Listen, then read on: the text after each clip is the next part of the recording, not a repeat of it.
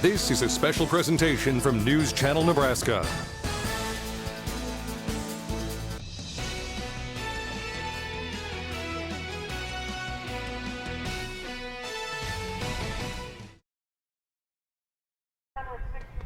Hello, everyone, and welcome to the 2019 Northeast Nebraska All-Star Football Classic on News Channel Nebraska, coming to you from Veterans Memorial Field in Norfolk, Nebraska, alongside Lou Siefker. I'm Eric McKay. 70 football players that we've seen before, but not quite like this. And Lou, a game like this featuring the red against the white really gives an opportunity year in and year out to show just how much depth of talent there is in Northeast Nebraska football. Well, we've seen it, Eric. There's all kinds of good football players. You're going to see them all out here today. What's really always interesting, you got a group of real alpha dogs that get together. It's exciting to see who's going to stand out in that group of alpha males. Every year, someone tends to kind of take this game by surprise. Records were shattered last year. Really good weather conditions. Could be an exciting football game today. Stick around. Michael Shively is the third member of our broadcast crew. He had a chance to talk to both coaches in our T.O. Haas Coaches Conversations. Those are coming up next. You're watching the Norfolk Auto Center pregame show on News Channel Nebraska. Our goal here at Faith Regional is to be the regional referral center, and in fact only 25% of the patients that we see in our clinic in gastroenterology, they are coming from Norfolk, with the other 75% of patients, they are coming from the surrounding area. So this is our mission, is to be the referral center for Northeast Nebraska. I totally agree that this is time for us to expand to a medical offices building that is convenient for patients, where they will be able to have all subspecialties available for them in the same building. At the same time, we will be able to have the surgery center there and lab, so it will be very convenient for patients to have everything done in the same building, and I do think their practice will just get busier. Strong faith, healthy future. I'm down here on the field with the head coach for the red team, Tom Allen. And Coach, it's a fun week, but also a serious week. What's been the attitude of the coaches and players as they're working towards this all-star game today? We've had a tremendous week. We've got a great group of coaches, and kids are very focused all week. It finally gets to this point, at the end of the week, we're ready to play. We've had enough practice. We need more practice to probably get better at our plays and defense, but these kids want to play, and it's go time. So they get another chance at football. Some of them their last chance before they head off to college and pursue their academic careers. What's the message to the team going into this final game? You know, they just get that last opportunity, like you said, the majority of them, to play something they really like and really love to play, and that's football. And we get a chance to coach them. And, I think they really appreciate being around these other kids. I know they compete against a lot of these guys during the season, and now it's their chance to be teammates, and I think they really appreciate that.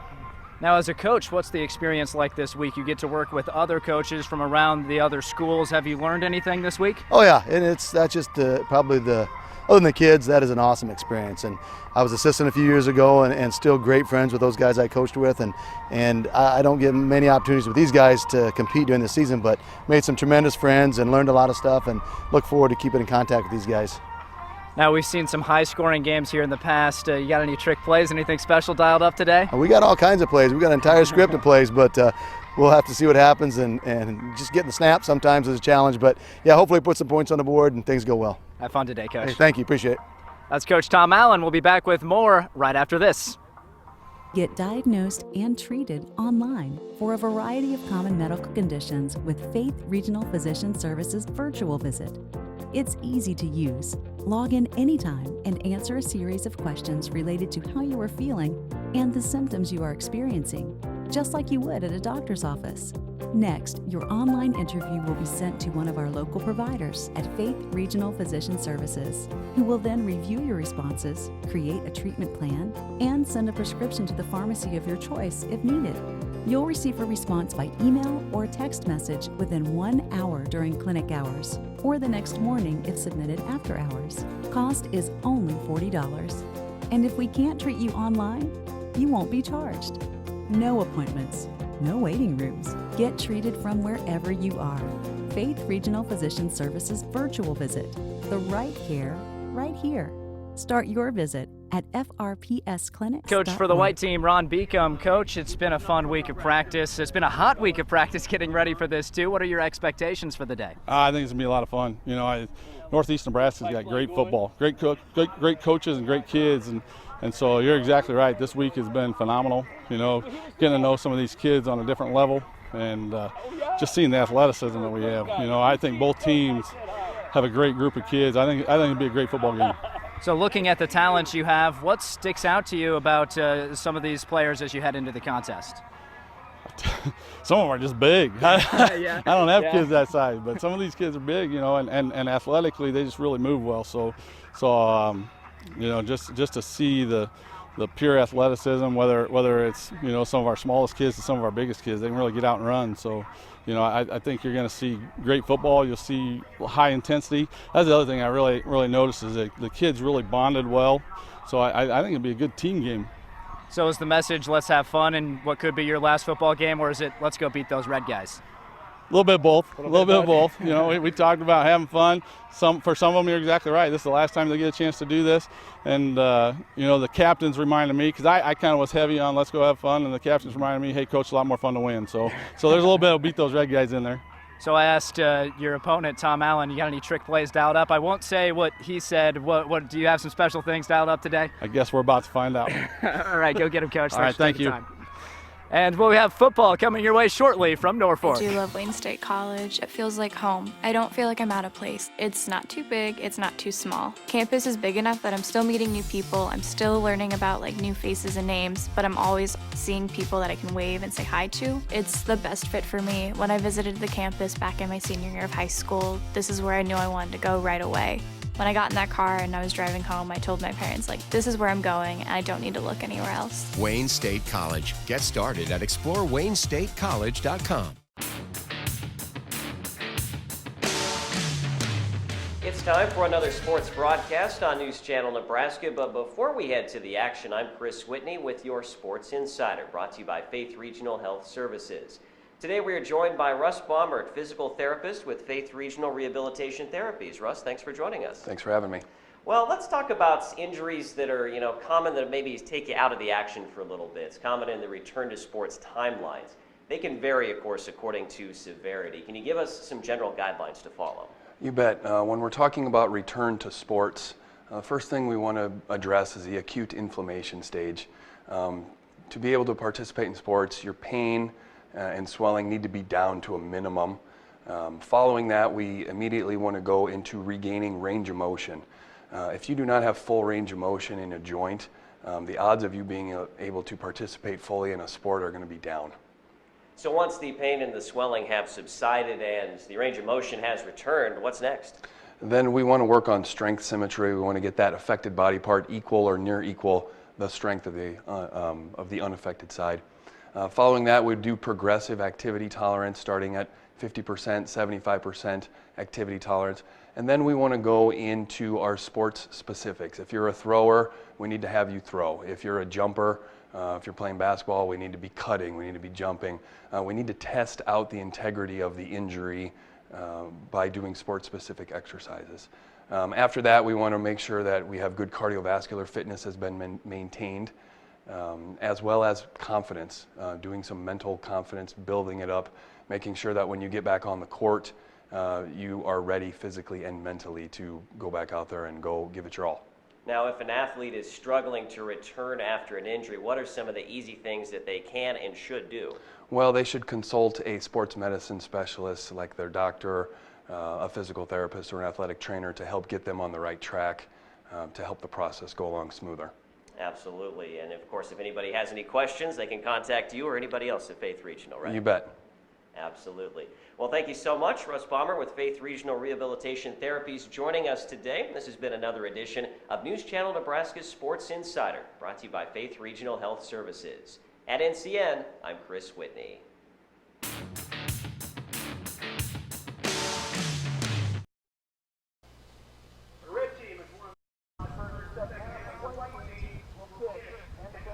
All right, welcome back to the 2019 Northeast Nebraska All-Star Football Classic on News Channel Nebraska. Glad you could join us alongside Lou Siefker. I'm Eric McKay. Coin toss just figured out there. There you see official Rich Rethwish, who was one of the coaches of the inaugural edition of this, and one of the men from Wayne, a longtime head coach at Wayne, who was instrumental in getting this game put together. Today he is our head official. And it was the red team that won the toss. They elected to defer. And so it will be the white team receiving first. So they'll get the ball first. Coach Rethwish getting things figured out here. White team will receive. And it will be them going with the football first. Chance to make their first offensive drive of the game. And before we get to that, it is time now to enjoy the game, thanks to United Healthcare. Lou, last year, this game saw pretty much every record that had ever been set here broken offensively. 235 yards of receiving offense. It was a offensive explosion of a game last year. We've seen it go both ways. We've also seen low-scoring 14-10 games. However, I think we have a very interesting dichotomy in coaches, Lou, in that we have Tom Allen from Crofton. If you've seen Crofton, you know what to expect from them. They're going to run the ball early and often. Now, you're not going to see the single wing today. I believe that's one of the outlawed formations in this All-Star game. Ron Beacom, Neely Oakdale, 8-man, they air it out. They like to score early and often. They are a high-powered, high-octane offense. So a dichotomy in styles. We'll see how that plays out here on the field today. Well, in games like this, it always favors the offense because the defense is really limited. You can't blitz. There's certain things you can't do, so it really favors the offense. And why not? That's always fun to see those records go down. Well, hope to see a wide open game here today. That's always a fun thing. Let the players kind of air it out and have some fun. Now, the good thing is, Eric, is that right now anyway, a little bit of cloud cover. Yeah. So if we can keep that cloud cover for a little bit while longer, that would be nice. Yeah, one thing that has been a consistent theme of this game is it has been what seems to be the hottest day of the year. Temperatures have been in the 90s in this game before. About 80 degrees right now, nice breeze, not too bad. Now, it's easy for me to say I'm standing in a booth wearing a shirt and tie. I'm not running as fast as I can wearing pads and a helmet. But compared to years prior, this climate much more conducive to football playing than in years past. Ron Beacom, the head coach from Neely Oakdale, like we said, an 8-man coach, but he has a lot of experience in the 11-man game, of course, for years. A great coach at Archbishop Bergan, led them to a lot of success there, a state championship appearance. So he is no stranger to the 11-man game, and obviously with the number of assistants that each coach has, with the install of the offense. I thought it was interesting, Tom Allen in the pregame, they put a whole playbook out there. They made these guys memorize. They had to do some homework here on their summer vacation. Yeah. Got to remember some things. One thing that Coach Beacom that made me laugh was he said, these guys are big. Yeah. Yeah, they don't make them that big in Neely Oakdale. You don't see a lot of Jalen Robinsons running around in the 8-man game. So on to kick for the red team will be Devin Roth from Pierce. He was the place kicker for Coach Mark Bramer's team this year. Back deep to receive for the white team is a young man whose name we'll be calling quite a bit today, Josh McFarland from Elkhorn Valley of the Falcons. In front of him, Jefferson McNeil of Oakland Craig and Jaden Smeal of Guardian Angel Central Catholic. I got a feeling we're going to see some special teams excitement here this afternoon. That has been a theme here in years past as well.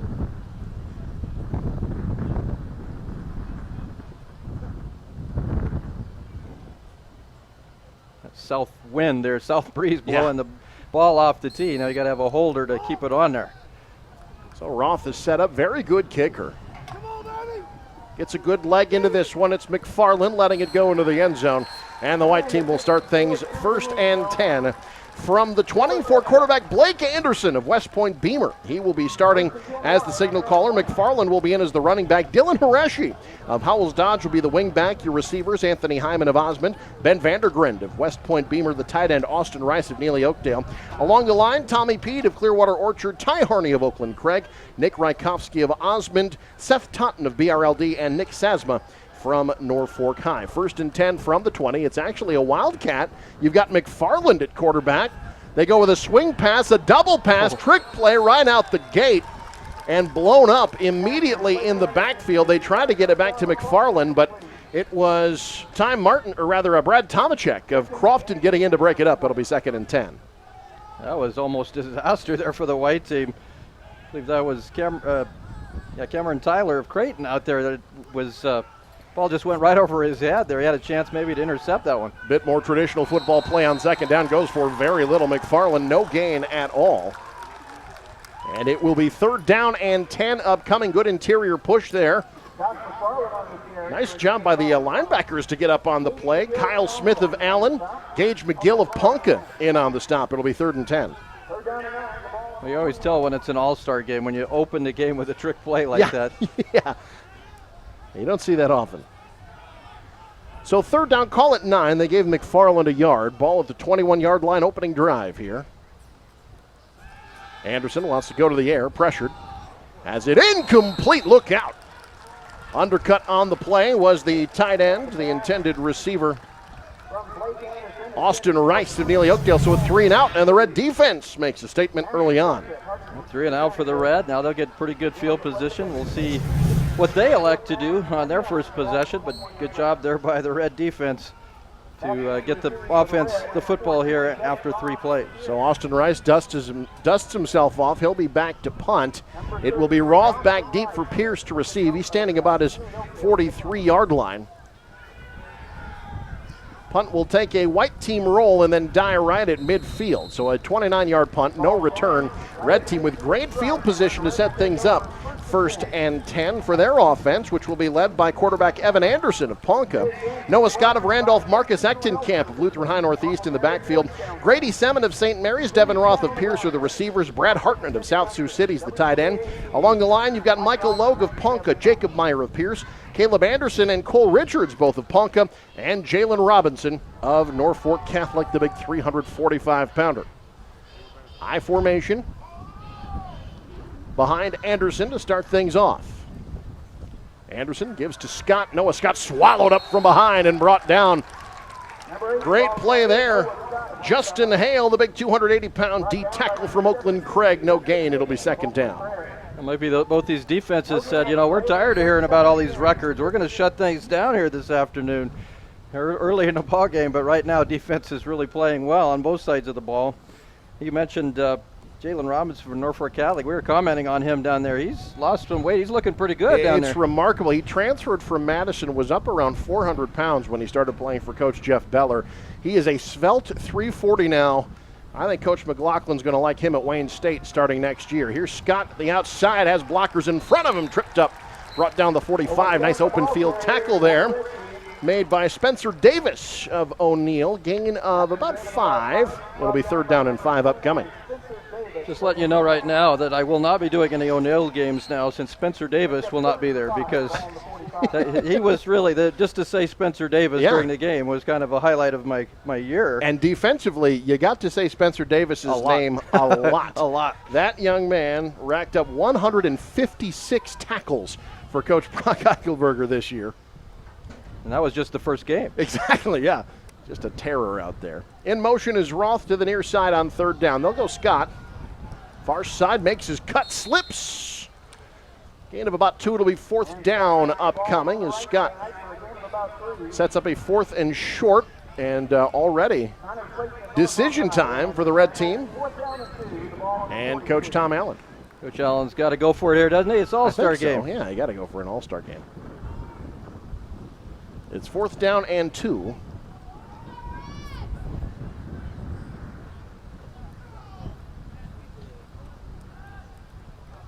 Anderson, 3 running backs behind him. They go to Scott again. White team blows it up. Scott keeps it alive. He might have got it. Well, we'll see. Looks like he might be short. Great effort by Noah Scott, who had to fend off about 4 white defenders in the backfield. Right at the line. I don't know that he got enough, though. Might see a measurement. Connor Clayton in on the stop, the Norfolk Panther. Noah Scott with a Harry Houdini move here. I don't know how he got away from that first line of defenders. Nearly got the first down. I agree. I think he's short, and he is. So it'll be 1st and 10 white from the 40-yard line now.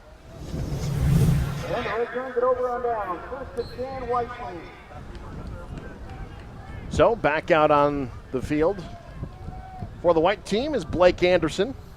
He's pulling double all-star duty. We'll talk about that after this. Play over the middle. First completion of the game is over the middle to Dylan Horaci of Howells Dodge out of the backfield.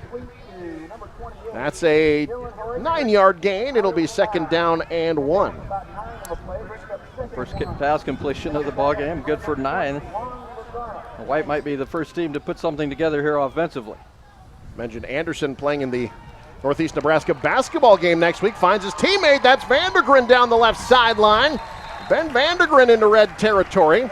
Down to the 34-yard line, a 16-yard pickup, and a very familiar pitch and catch from the West Point Beamer cadets. Yeah, those guys know each other well. They've done that a lot. And a big gain there for the White. A gain of 18 there. West Point Beamer, their 2nd straight playoff appearance this year. Now it's McFarland of Elkhorn Valley, trying to find room to the outside, not much. Wrapped up, initial hit made by Marcus Fertig of Wayne, out across the 30, down to the 28-yard line. That's a gain of 4. It will be 2nd down and 6. Well, you mentioned that West Point Beamer team. That was fun games to watch with those teams. Yes. They open it up, they throw it around. And you got a couple guys out here pitching and catching here that have been doing that, as we mentioned before, for a long time together. Anderson looking for Vandergren in the end zone. It's well covered. They're going to try to get it to him anyway. This one a bit overthrown and incomplete. Jockeying for position was Anderson and Gage McGill of Ponca. Nobody comes up with it. It'll be 3rd down. Yeah, that one was definitely up for grabs. Neither guy could have gotten it. Neither do. Take another look at our Author Miller Pape Eye Care Consultancy at Better Replay. Trying to freelance a bit. Nice recovery by McGill to make the play. So 3rd and 6, ball at the 28-yard line.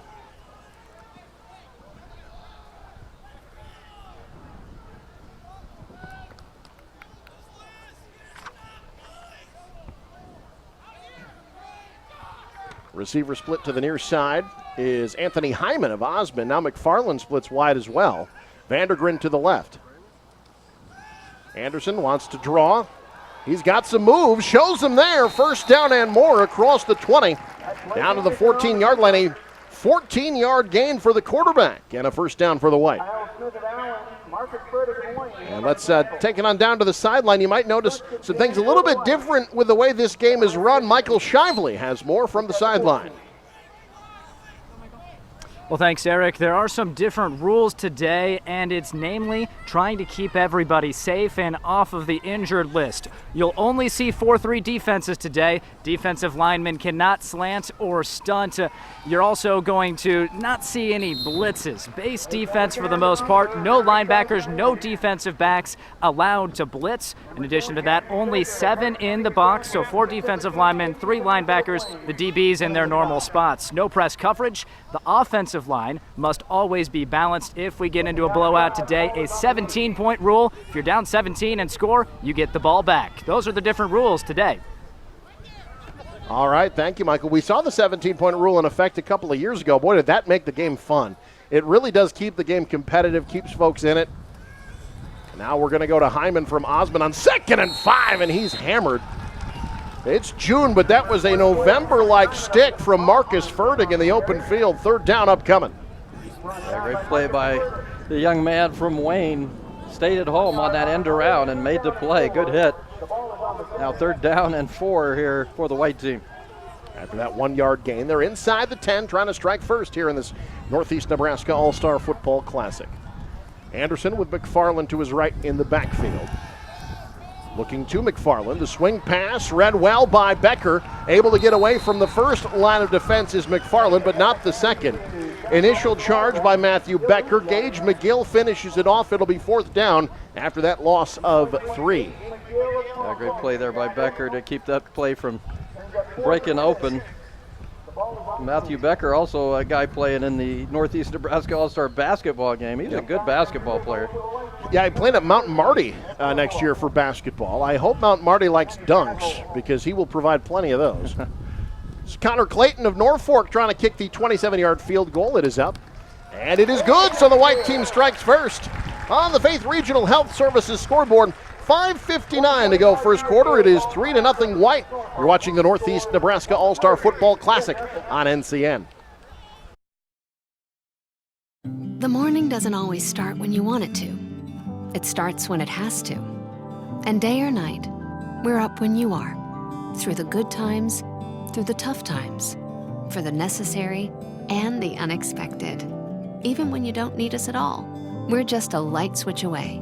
And when it's finally time to call it a night, we keep the lights on, ready to do it all over again. Nebraska Public Power District, powering your everyday, every day. Let's take a look at our Smile Cam, brought to you by Family First Dental, where your family comes first and it shows in everything they do. Check them out at familyfirstdental.com. A lot of smiles provided. They remembered the sunscreen today. Alongside Lou Siefker, Michael Shively on the sideline. I'm Eric McKay. 3-0 white. After the 27-yard field goal by Connor Clayton, another player pulling double all-star duty. He too will be in the Northeast Nebraska All-Star Basketball Classic this coming Friday. And he, like Matthew Becker and some of the others, no doubt enjoying the opportunity to practice in air-conditioned facilities all week. Yeah. A lot of smiles you mentioned out here. Those smiles might go away tomorrow if they forgot their sunscreen. Yeah, for sure. Clayton, good kick. Roth lets it go over his head into the end zone for the touchback. So. Always interesting to see as well how they elect to do substitutions. We've seen in the past where they'll do the 1s and 2s will alternate possession. Some have alternated quarters. It looks here both coaches are going to stick with their one unit for most, if not all, of the first quarter here today. There you see members of the red team coaching staff there, or rather the white team, correction. Red team starting at the 20. Two receivers split to the left. It's Matthew Becker, Devin Roth. Anderson still in at quarterback. And the Ponca Indian hands off straight up the gut is some room for Echtenkamp. Out across the 25 to the 28-yard line. Marcus Echtenkamp, Lutheran High Northeast fullback, able to get about 8 yards. The second down. That looked a little bit like Ponca football right there. Some power, just a quick hitter there with the fullback right up the middle. Some power football on that play from Lorette. That'll be second down and 3 after that gain of 7. I formation behind Anderson. Scott back in as the deep back. They give to him. Scott tripped up, falls forward, first down yardage out across the 30 to the 31-yard line. Noah Scott, a young man who, good to see him out playing football again. His year cut short a bit for Randolph because of injury. Randolph saw their season come to a rather unceremonious end at home against Fall City Sacred Heart in the second round of the Class D2 playoffs. But Noah Scott, a guy that has gotten himself back and will be playing football at Wayne State starting this fall.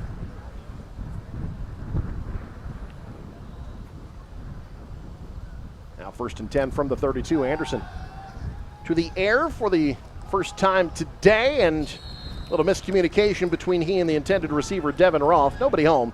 It'll be second down. You mentioned Noah Scott coming back from injury. The other side of this is that it's really, there's a lot of guys, a lot of good athletes, a lot of guys that are playing other sports in college, maybe some guys that aren't playing any sports in college. Well, every guy out here is a good football player, so you get that one last chance to put the pads on. If you're not going on to, like Scott is to Wayne State, you get a chance to play one more game. That's kind of cool for a lot of these kids. Anderson Up under center. From the offset eye, they'll go Scott on the pitch, far side. Gets out across the 35 to the 38. Jared Minnick, Guardian Angel Central Catholic, makes the stop. It'll be third down. The white team appears to be pretty content right now to run the football, play some power football, set themselves up on a good down and distance here, third down and short. Noah Scott's 6 carry, has 21 yards so far. Grady Semin from St. Mary's split to the left as a receiver. Third down and 4. They go Scott. Bounces off a defender, first down and more. Noah Scott showing the 8-man guys can get it done at the 11-man level. And the 13-yard run by the Randolph Cardinal moves the sticks. I think that's one of the best kept secrets of Nebraska is how many good players that play in the lower classes in the 8-man ranks. You've seen guys that go to Nebraska that have come from those ranks, but this Scott here shows great job just to bounce off some tacklers, keep those feet churning and get those extra yards. Nice looking run. And into white territory for the first time. First and 10 from the 49. Semin split to the right, Roth to the right in the slot. Anderson surveys, and now we've got a timeout called. We'll take one as well. Faith Regional Health Services scoreboard reads 4:11 to go. First quarter, 3-0 white. It's the 2019 Northeast Nebraska All-Star Football Classic on NCN. Our goal here at Faith Regional is to be the regional referral center, and in fact, only 25% of the patients that we see in our clinic in gastroenterology, they are coming from Norfolk, with the other 75% of patients, they are coming from the surrounding area. So this is our mission, is to be the referral center for Northeast Nebraska. I totally agree that this is time for us to expand to a medical offices building that is convenient for patients, where they will be able to have all subspecialties available for them in the same building. At the same time, we will be able to have the surgery center there and lab, so it will be very convenient for patients to have everything done in the same building, and I do think their practice will just get busier. Strong faith, healthy future. Back to action out of the timeout. It's Devin Roth of Pierce on the end around. Roth gets about 4 yards. It'll be second down and 6 for the Red alongside Lou Seifgrom, Eric McKay. Lou, Devin Roth has got to be excited about the opportunity to touch the ball a lot more. Yeah. An embarrassment of riches for Mark Bramer offensively this year. Roth's a guy who probably starts at tailback for a lot of teams, but saw his carries limited just because of the amount of talent they had on the offensive side of the ball. Yeah, there's a lot of guys that would love to have a chance to go somewhere else. Not that they don't like playing for Pierce, right, because Pierce is great and they win all the time. But it's tough to be the guy with that many good football players that the Blue Jays have. All of whom are coming back next year, by the way. Scary. Anderson. Swing pass, Scott, well read. That's a beautifully drawn up play there. Scott's quick out, still churning, still driving forward across the 35, down to the 31-yard line. The Randolph senior pumping up the red sideline with a 14-yard catch and run. Boy, is he looking good on this drive. Not the biggest fella in the world, but boy, did he show some power after that catch. You're right, that was really well designed. You see Scott coming across the just a short out, I believe it was, and catches the football. And once he catches it, powers his way to those extra yards. Great play. Dragging Jefferson McNeil with him. Connor Clayton finishes it off. Scott goes 5'9", 180. Played a lot bigger on that play. Now they pitch to him. That play didn't quite develop the way they wanted. Martinson from Riverside in the backfield for the loss. Riverside Charger product making the play. It'll be second and 12. Well, the Red has looked methodical so far on this drive. That play, just some miscommunication. Not sure exactly what was supposed to happen, but it was obviously guys weren't timed right. End up losing 2 yards.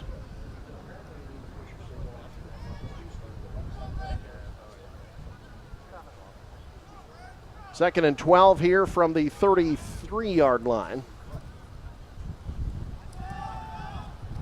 Scott powering forward again, this time through the tackle of Martinson across the 30. to the 29-yard line. Scott's playing like a young man with something to prove. I think you see that from the 8-man and the 6-man players that end up in this game, Lou. It's the kind of thing where they want to make sure that everybody knows they can play at the 11-man level a bit. You just wonder, if you feel like you're taken a little bit lightly. You're not maybe the guy that's talked about the most, but I'd say so far that Noah Scott's been the guy that stood out the most. He's played very well. I think you're right. I think some of these lower class guys come here with something to prove. 3rd and 8 here. Big play for the red from the white 29-yard line. We'll go on the ground, try to run the fullback past him. The white sniffs it out, though. That's a tough defensive line to try to pull that against. Ryder Fuchs of Pierce only about a yard before he is brought down on the play by big Justin Hale of Oakland Craig in on the stop. It'll be 4th down and 7 after that gain of 1. Well, let's see. Are we going to test Devin Roth's leg here? Looks like the offense staying out. No, it is. So Devin Roth, 3 of 3 on field goals this year. His long was 33. This one would be a 45-yarder.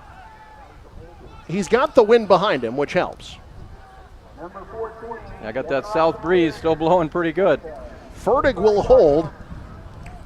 Had the distance, but he pulled it. No good. So on the Faith Regional Health Services scoreboard, we keep it here. Still 3-0 white.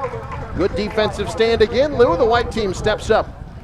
Yeah, white team did what they had to do. A good drive there by the red team, though, to move down into white territory, give themselves a chance at a field goal opportunity, but the white defense held. So now the white team, let's see what they can do offensively.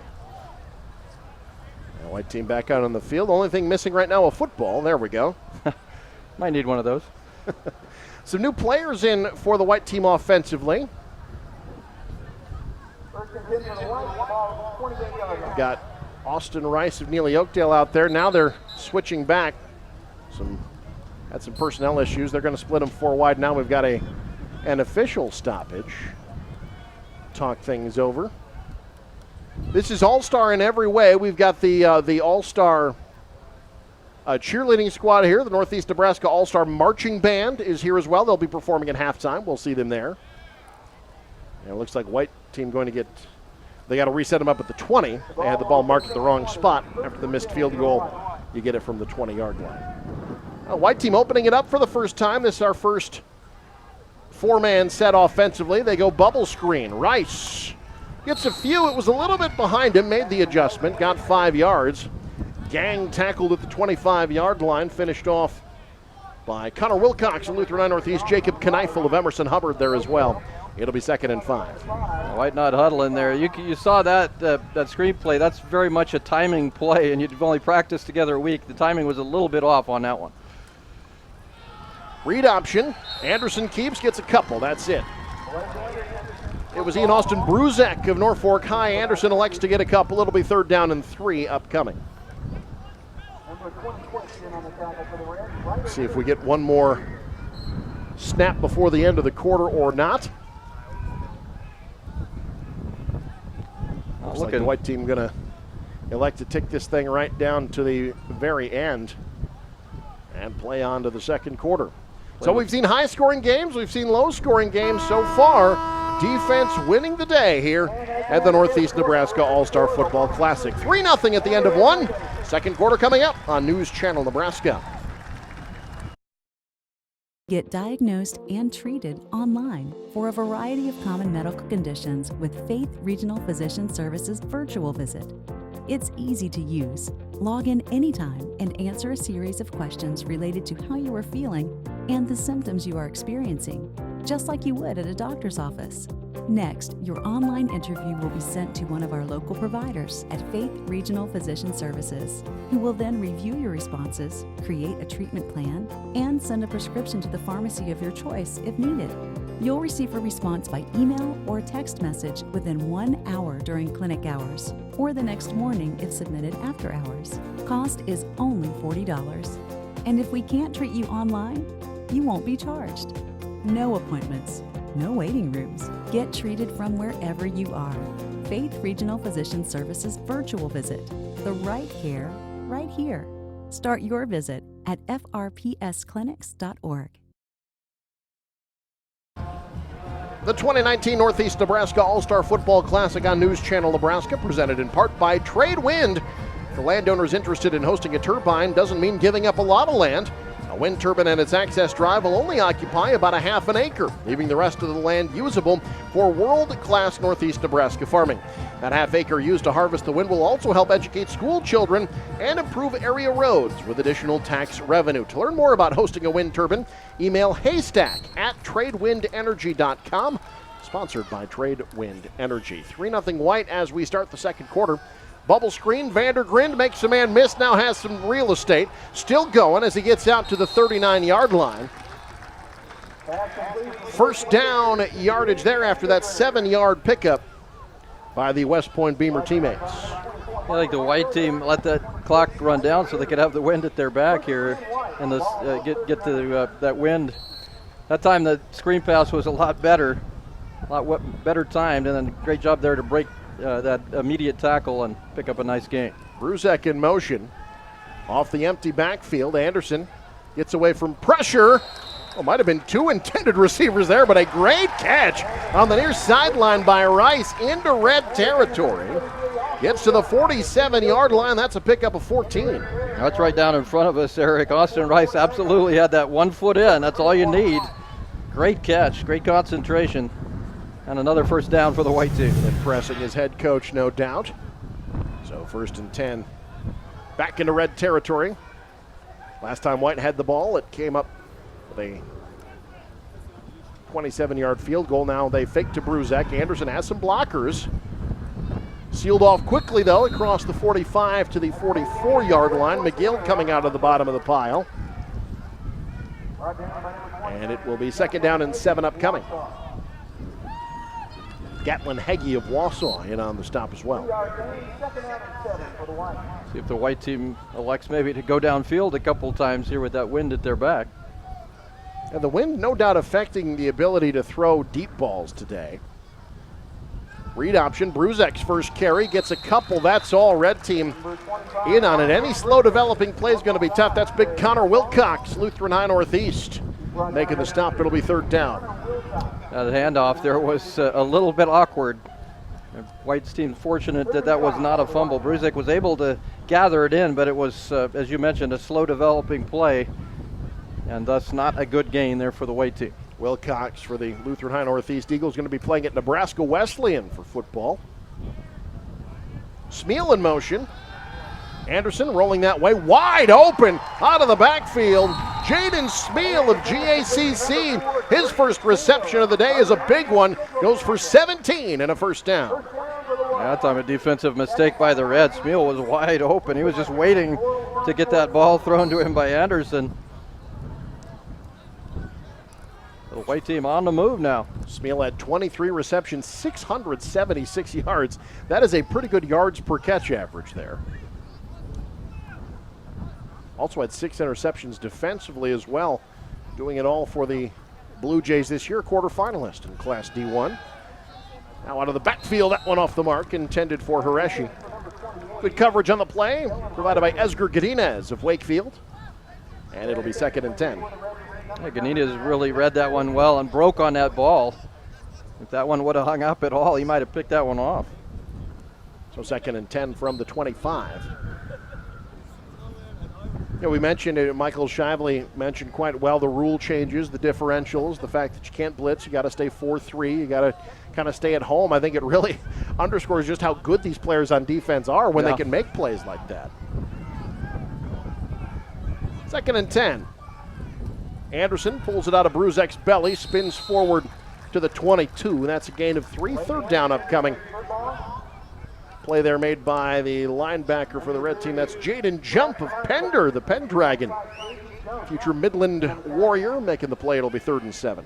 You got to believe some of the defensive players are just licking their chops, wanting to blitz, wanting to get in there, pressure the quarterback. But, yeah, you know, some of that is certainly for safety reasons. You don't want anybody getting hurt in an all-star game. This is a fun ball game. Obviously, all these guys are competitors and want to win the game, but last thing you want to have is your last ball game in high school end up in an injury. 3rd down and 7. McFarland in motion. They'll pitch to him. Has some speed to get to the edge, but speed defensively as well, preventing the first down. Great pursuit by Marcus Fertig. Only about a 3-yard gain. They needed 7. It'll be 4th down. Yeah, great job by the defense, by the Red defense. A lot of Red players there on that tackle. You see that on a replay, or at least in the area. So a good job to run and string that play out, not allow the white team this to will pick be up a the first down. 37-yard field goal here for Connor Clayton. He marches out. Blake Anderson will hold. Clayton was good with the wind in his face from 27 in the first quarter. Now he's 10 yards farther back, but the wind at his back. Might have short-armed that one a bit. He did indeed, and it's no good. So kickers 1 for 3 on field goals today. We keep it here on the Faith Regional Health Services scoreboard. 8:25 to go in the half. Still 3-0. Well, last time, Eric, the Red team had the football, they were methodically moving it. Yep. And they had a play that ended up in a 2-yard loss, and weren't able to recover from that, missed the field goal. We'll see how the Red does this time, but they had a nice offensive drive going, and one thing you want to try to avoid is those negative plays that kind of blow up your drive. I think we're seeing both teams, both coaches' philosophies bearing out in this game. The white team with Ron Beek and Messina Anderson throw the ball 11 times. The red team has had Noah Scott run the ball 9 times. So both of these teams certainly reflecting the personality of their coaches. And here's Scott with carry number 10. Dancing off of defenders. Breaking to the near side, tries to shake off Clayton, gets 8. And it'll be 2nd down and 2. Noah Scott, very impressive in the early going here.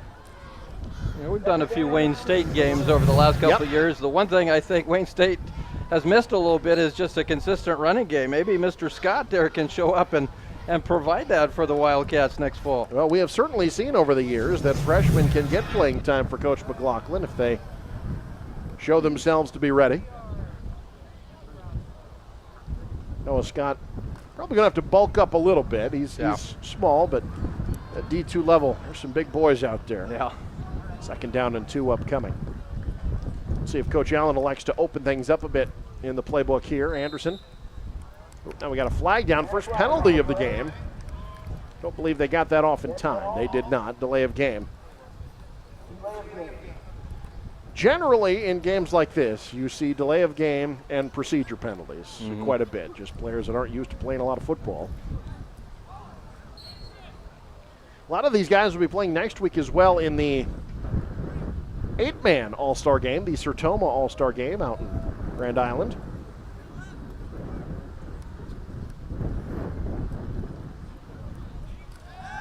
Getting their sea legs back under him a bit. Timing play and 6-man football checking in. That's Romello Porter from Waltill.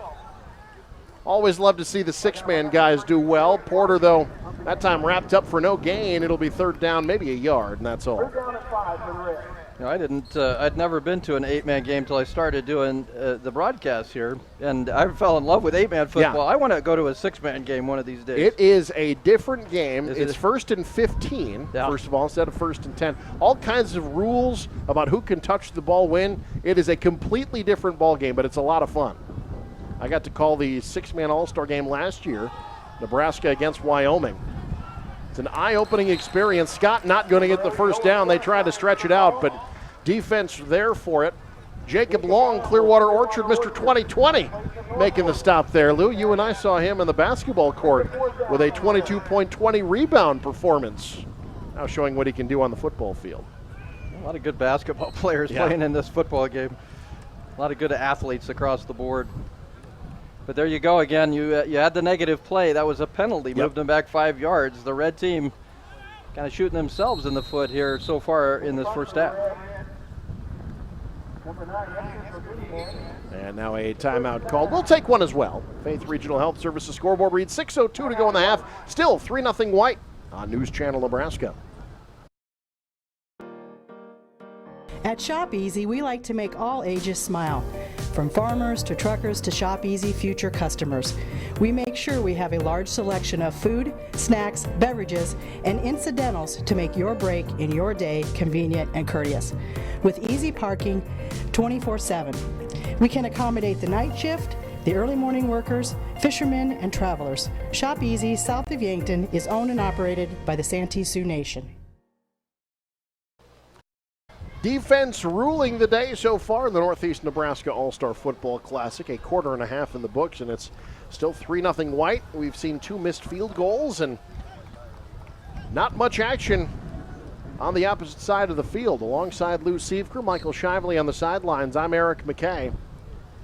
And now on 4th down, the red team will punt. Esger Godinez will do the honors. Kicking into the wind here. Kicks a high one. The wind holds it up. Fair catch called for and made by Hyman at the 44-yard line. So good field position for the White team to start things off. And boy, you feel, Lou, like the first team that cracks the end zone is going to really have all the momentum. The defenses for both sides have played well. We'll see if the White team elects to keep things fairly open, as we have a new quarterback in there, Ty Hymas of Battle Creek, now in the game for the White team.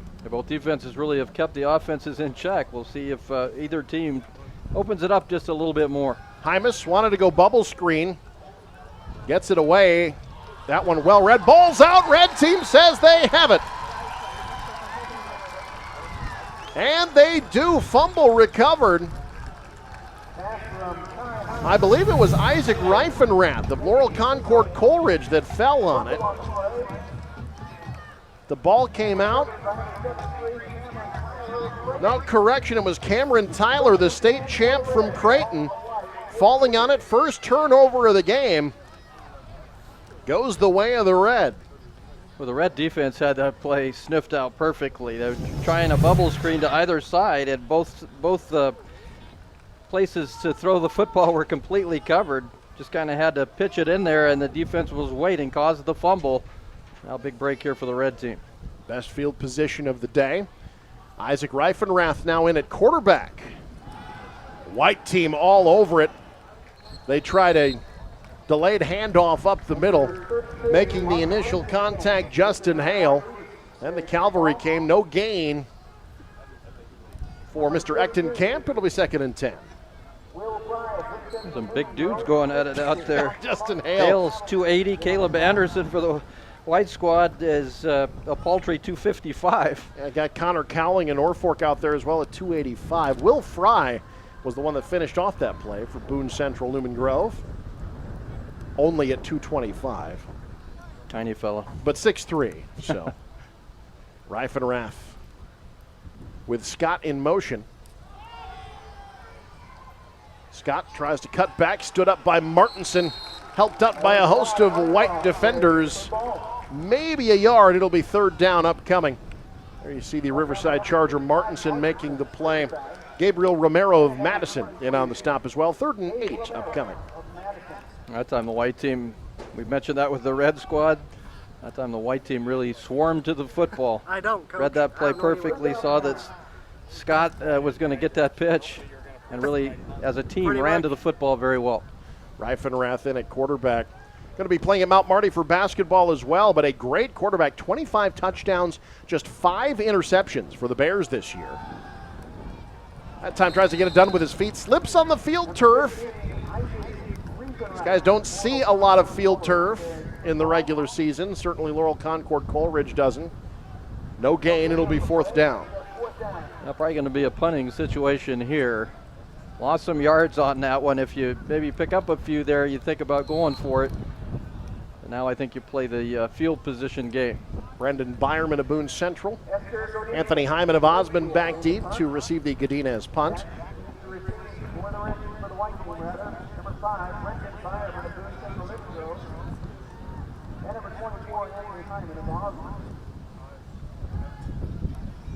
Wind shoves that one backwards a bit. It will take a White team bounce, still trickling backwards, finally down to the 24-yard line. Just a 16-yard punt. No return, and the White team ends up getting decent field position out of it. 3:35 to go. The way they've wanted to throw the ball today, not too crunched for time here with 2 timeouts to go and 3:35 on the clock. Hymas in at quarterback now from Battle Creek. Not as prolific a passer, maybe as Blake Anderson, but very good with his feet. A good dual threat quarterback, had 431 rushing yards and 6 touchdowns on the ground for Coach Andrew Carlson this year. Do we have a penalty here? Move the football 5 yards up. I'm not sure if there was a penalty or they just remarked the football. So it's 1st and 10 from the 25. Smeal in motion. They give instead to Bruzak. Pretty good hole up the middle. Wrapped up, brought down at the 28-yard line. Gain of about 3, maybe 4. It'll be 2nd down.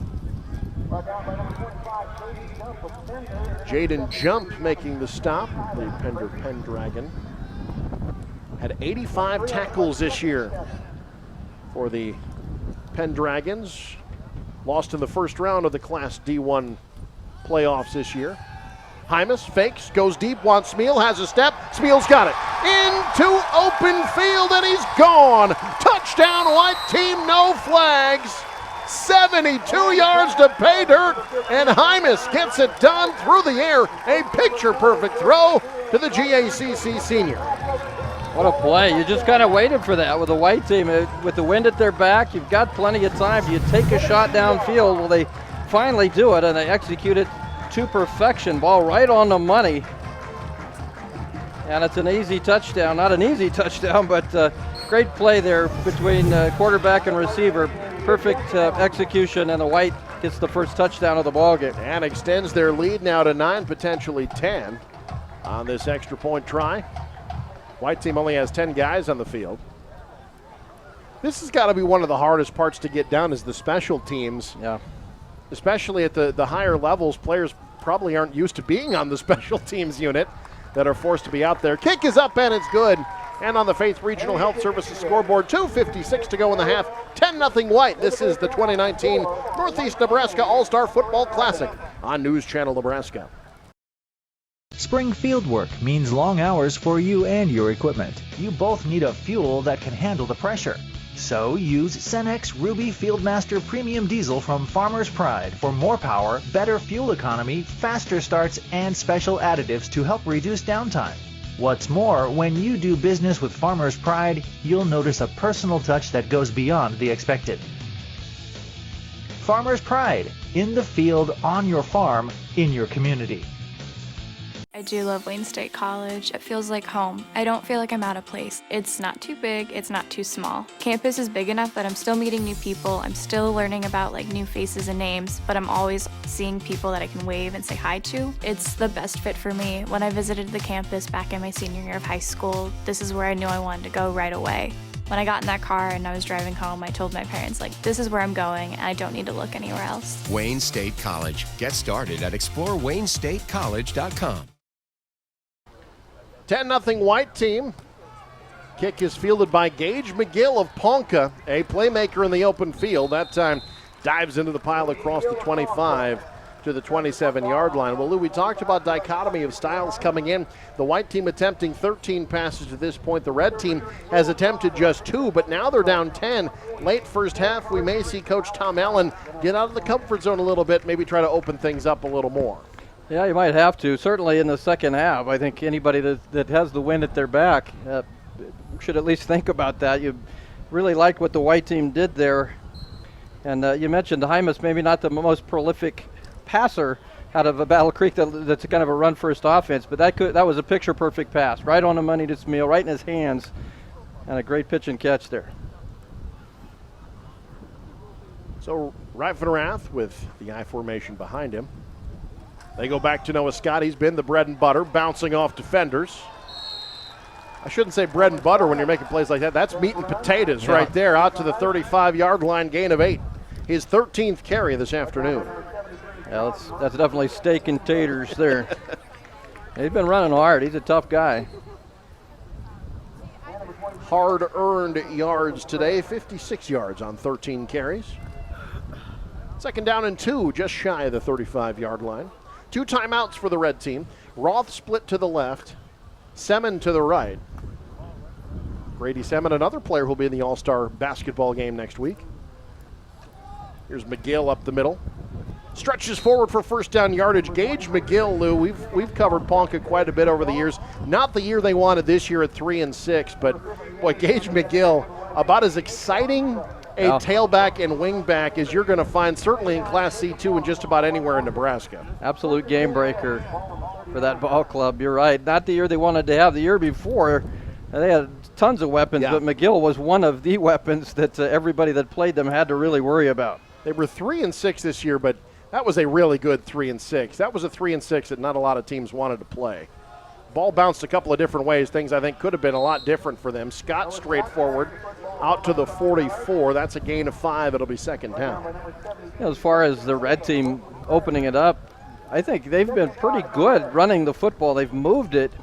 It's been their own little mistakes, whether it's a bad play that ends up in a 2-yard loss, a penalty that's really taken them out of the flow of their offense. You know, if they could avoid those things, they've been able to move the ball well. The problem right now with the red team, you're going against the wind, only 1:17 and counting here in the first half to go. Becker and Roth split to the right. Reifenrath will throw, picked off. That's Ty Martinson. He's got a lot of field turf in front of him. Ty Martinson of Riverside gone. Touchdown. It's a pick 6 for the Riverside Charger. Well, Martinson was waiting on that one.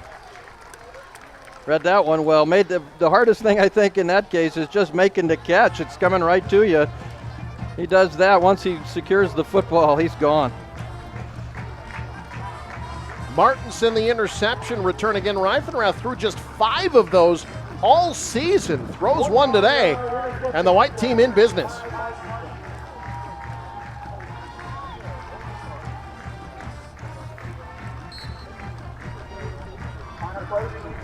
So Clayton on for the extra point.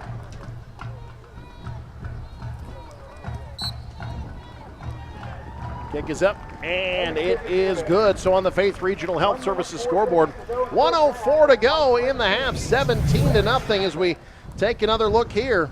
Martinson diagnosed it and takes it 51 yards for the touchdown. Back after this is the 2019 Northeast Nebraska All-Star Football Classic on NCN. If you were to ask farmers what the most important part of their farming operation is, they'd most likely say marketing. Husker Ag in Plainview offers an array of contracts to help the producer improve their marketing strategies. From cash contracts to minimum price to price later contracts, Husker Ag has the contract for you. For those producers who prefer to sell corn picked up on the farm, call Husker Ag in Plainview and ask about our on-farm pickup program. 866-348-7537.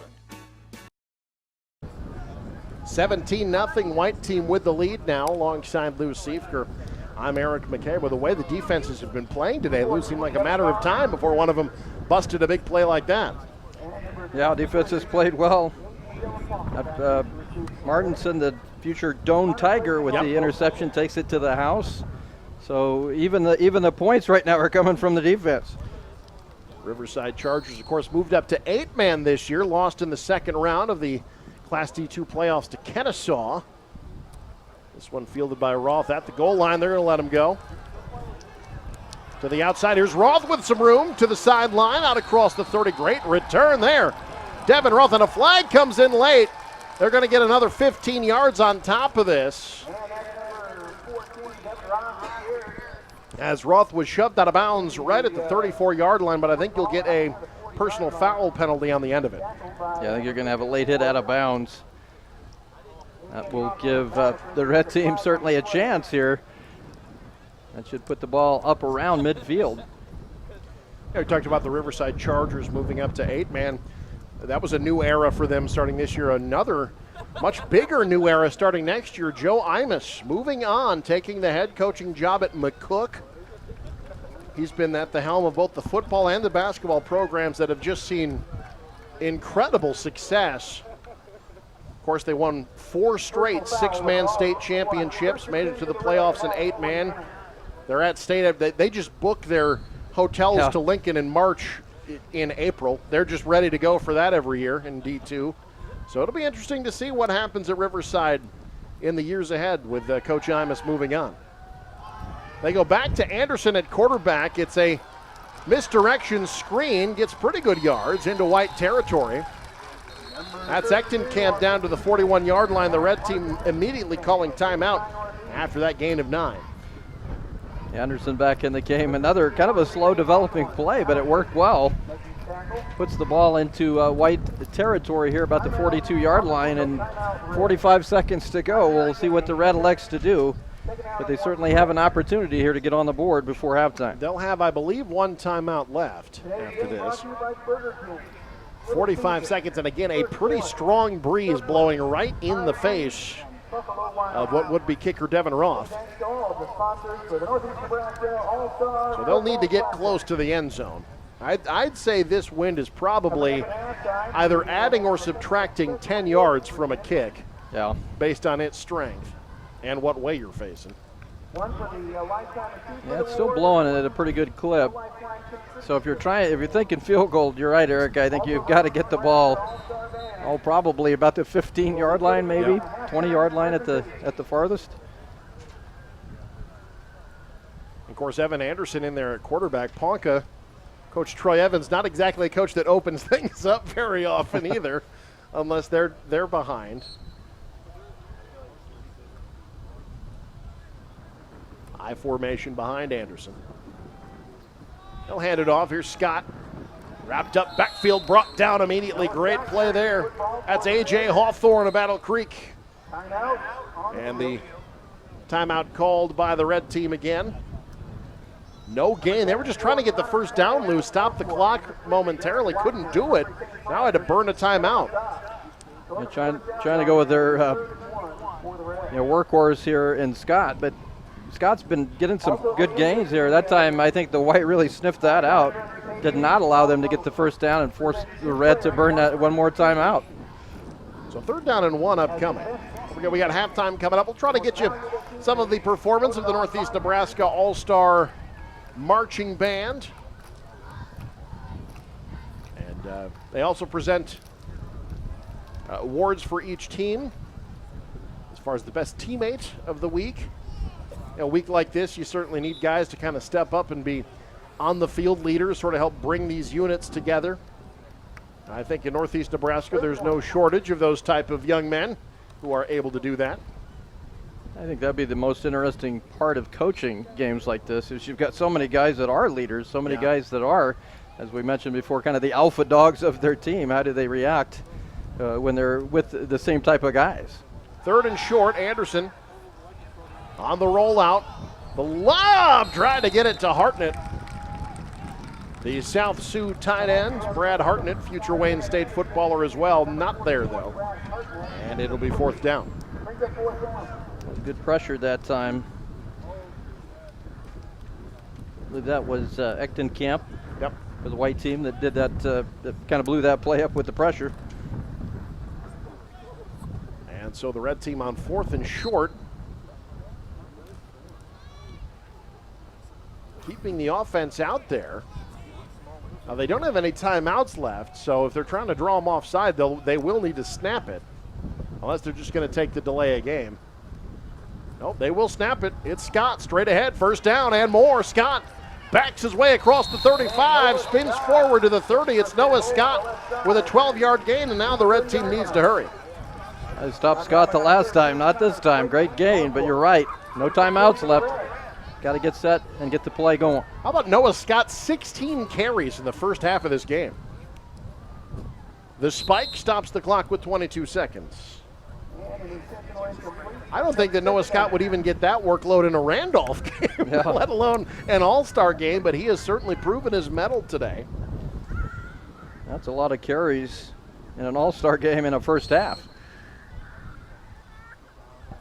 73 yards on 16 carries for the Randolph Cardinal. Now 2nd down. Probably won't see much of him unless it's out of the backfield. Gage McGill, the deep back behind Anderson. Gatlin Heggie, Ryder Fuchs also in the backfield.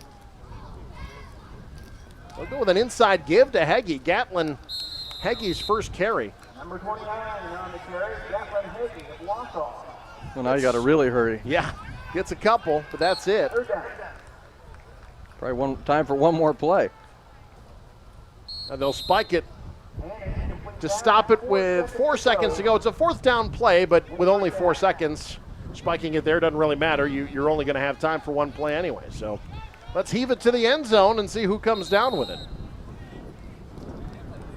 Yeah, or will they try the field goal here? That's a long field goal. Oh, my goodness. 45 yards. Devin Roth out there. That'd be a 45-yarder into the wind. The white team going to call a timeout to try to freeze Devin Roth, the kicker. Now, I don't want to bring up any bad memories for Pierce fans, but Devin Roth, the Pierce, he's got experience on the other side of that, trying to call a timeout to freeze a kicker, and it backfiring. Yeah. In the playoffs. Yeah, that's one of the more memorable games I think we've ever called anyway. I will never forget that game. That one's top 5 in terms of best games I have seen. Bishop Neumann and Pierce in the second round of the Class C1 playoffs. How hungry do you think that Pierce team is to get back out on the field? They've got Norfolk Catholic week 1. I almost feel like I feel bad for Norfolk Catholic. Yeah. That first team that Pierce is going to face next year is going to get that many months of frustration just piled upon them. You know, Aurora has lost a lot of weapons. I think Pierce is going to be a trendy pick in C1 this year. They've got to replace a lot of pieces on the offensive line, but they've got 3,000-yard rushers coming back next year. That team is going to be special. They got all the talent coming back, and then the hungry factor. So this one will not make it, and that will end the first half. On the Faith Regional Health Services scoreboard, we saw one big offensive play, but it's defense that has ruled the day. As we head to the break, it's the white team 17, the red nothing. Halftime show coming up. You're watching the Northeast Nebraska All-Star Football Classic on NCN. College can be a big expense, but Wayne State makes it easier. As a first-generation student, looking at different colleges, you have to look at the price tag. Wayne State really offers you that affordability, but at the same time, Wayne State education is really sought after by employers across the state. So it's a really great chance to get a great degree, but still come out of it with little to no debt. Wayne State College. Get started at explorewaynestate.college.com. Get diagnosed and treated online for a variety of common medical conditions with Faith Regional Physician Services virtual visit. It's easy to use. Log in anytime and answer a series of questions related to how you are feeling and the symptoms you are experiencing, just like you would at a doctor's office. Next, your online interview will be sent to one of our local providers at Faith Regional Physician Services, who will then review your responses, create a treatment plan, and send a prescription to the pharmacy of your choice if needed. You'll receive a response by email or text message within 1 hour during clinic hours, or the next morning if submitted after hours. Cost is only $40. And if we can't treat you online, you won't be charged. No appointments. No waiting rooms. Get treated from wherever you are. Faith Regional Physician Services virtual visit. The right care, right here. Start your visit at frpsclinics.org.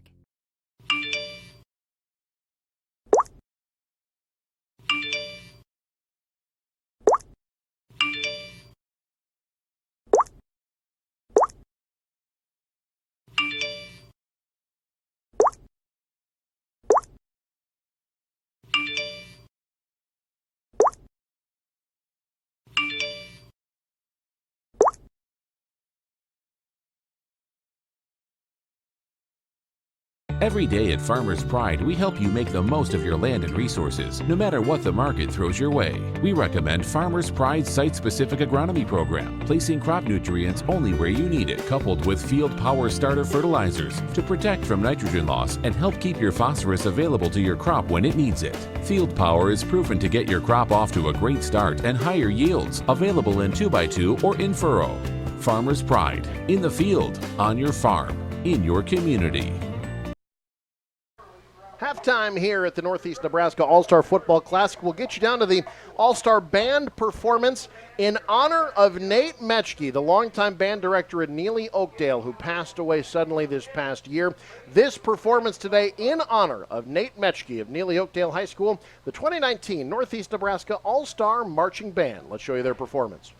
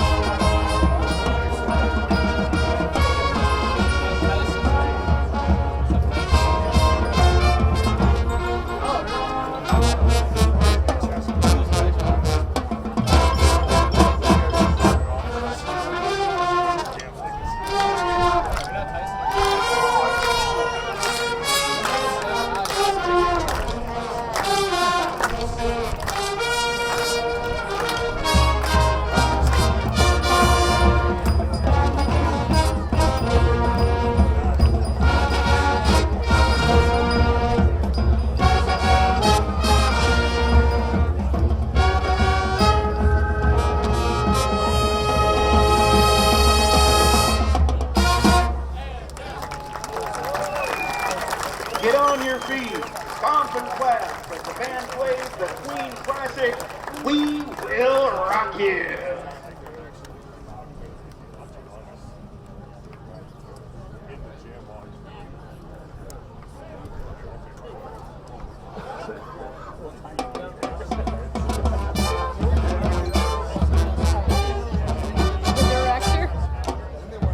Major?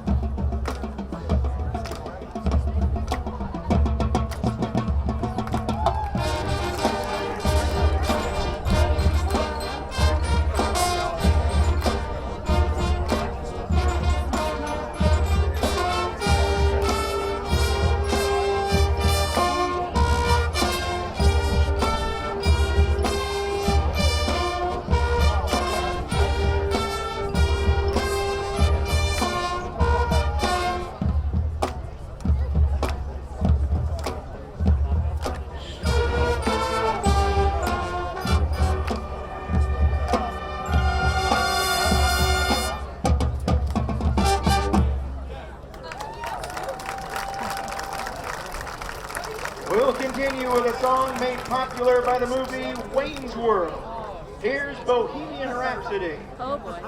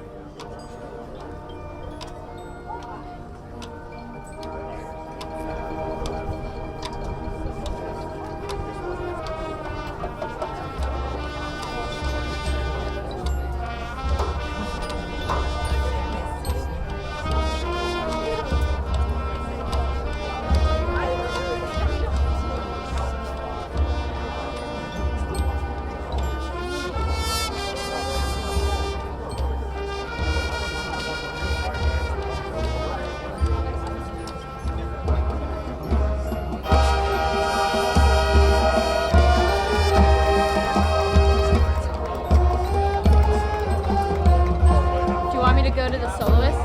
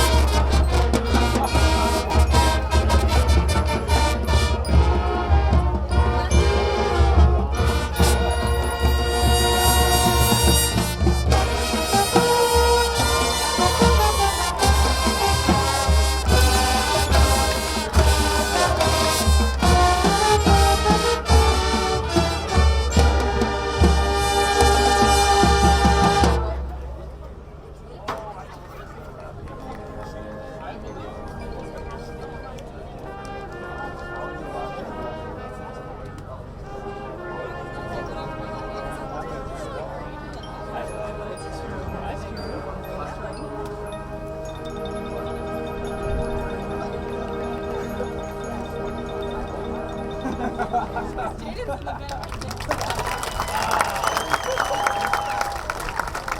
marching band board of directors would like to thank the communities of the participating schools. And what a tremendous performance. The 2019 Northeast Nebraska All-Star Marching Band with Bohemian Rhapsody there.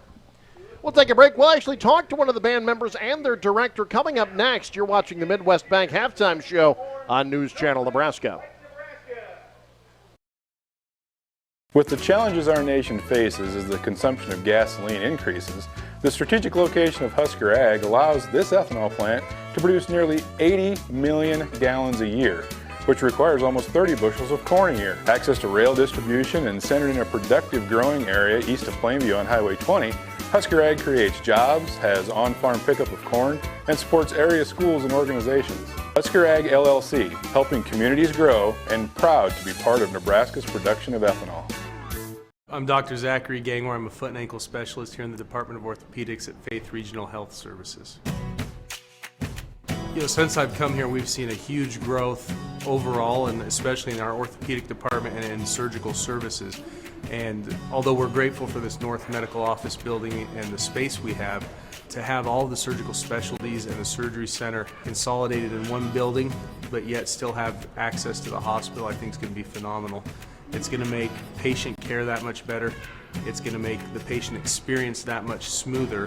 And so this new medical office building is something we're very excited for, because not only is it going to give us the space we need now, but we've been working with the architects to make plans to make sure there's space for the future as we continue to grow and continue to offer new services and expanded services for the people in Northeast Nebraska. Strong faith, healthy future. The morning doesn't always start when you want it to. It starts when it has to. And day or night, we're up when you are. Through the good times, through the tough times, for the necessary and the unexpected. Even when you don't need us at all, we're just a light switch away. And when it's finally time to call it a night, we keep the lights on, ready to do it all over again. Nebraska Public Power District, powering your everyday, every day. Considering a suspension lift kit or leveling kit for your truck or Jeep? T.O. Haas Tire can help you rise above whatever lies across your path with lift kits by BDS and Zone, backed by the best warranties in the business. Our hardcore 4x4 division carries and installs lifts, lockers, winches, springs, shocks, everything you need to make your 4x4 stand out in a crowd.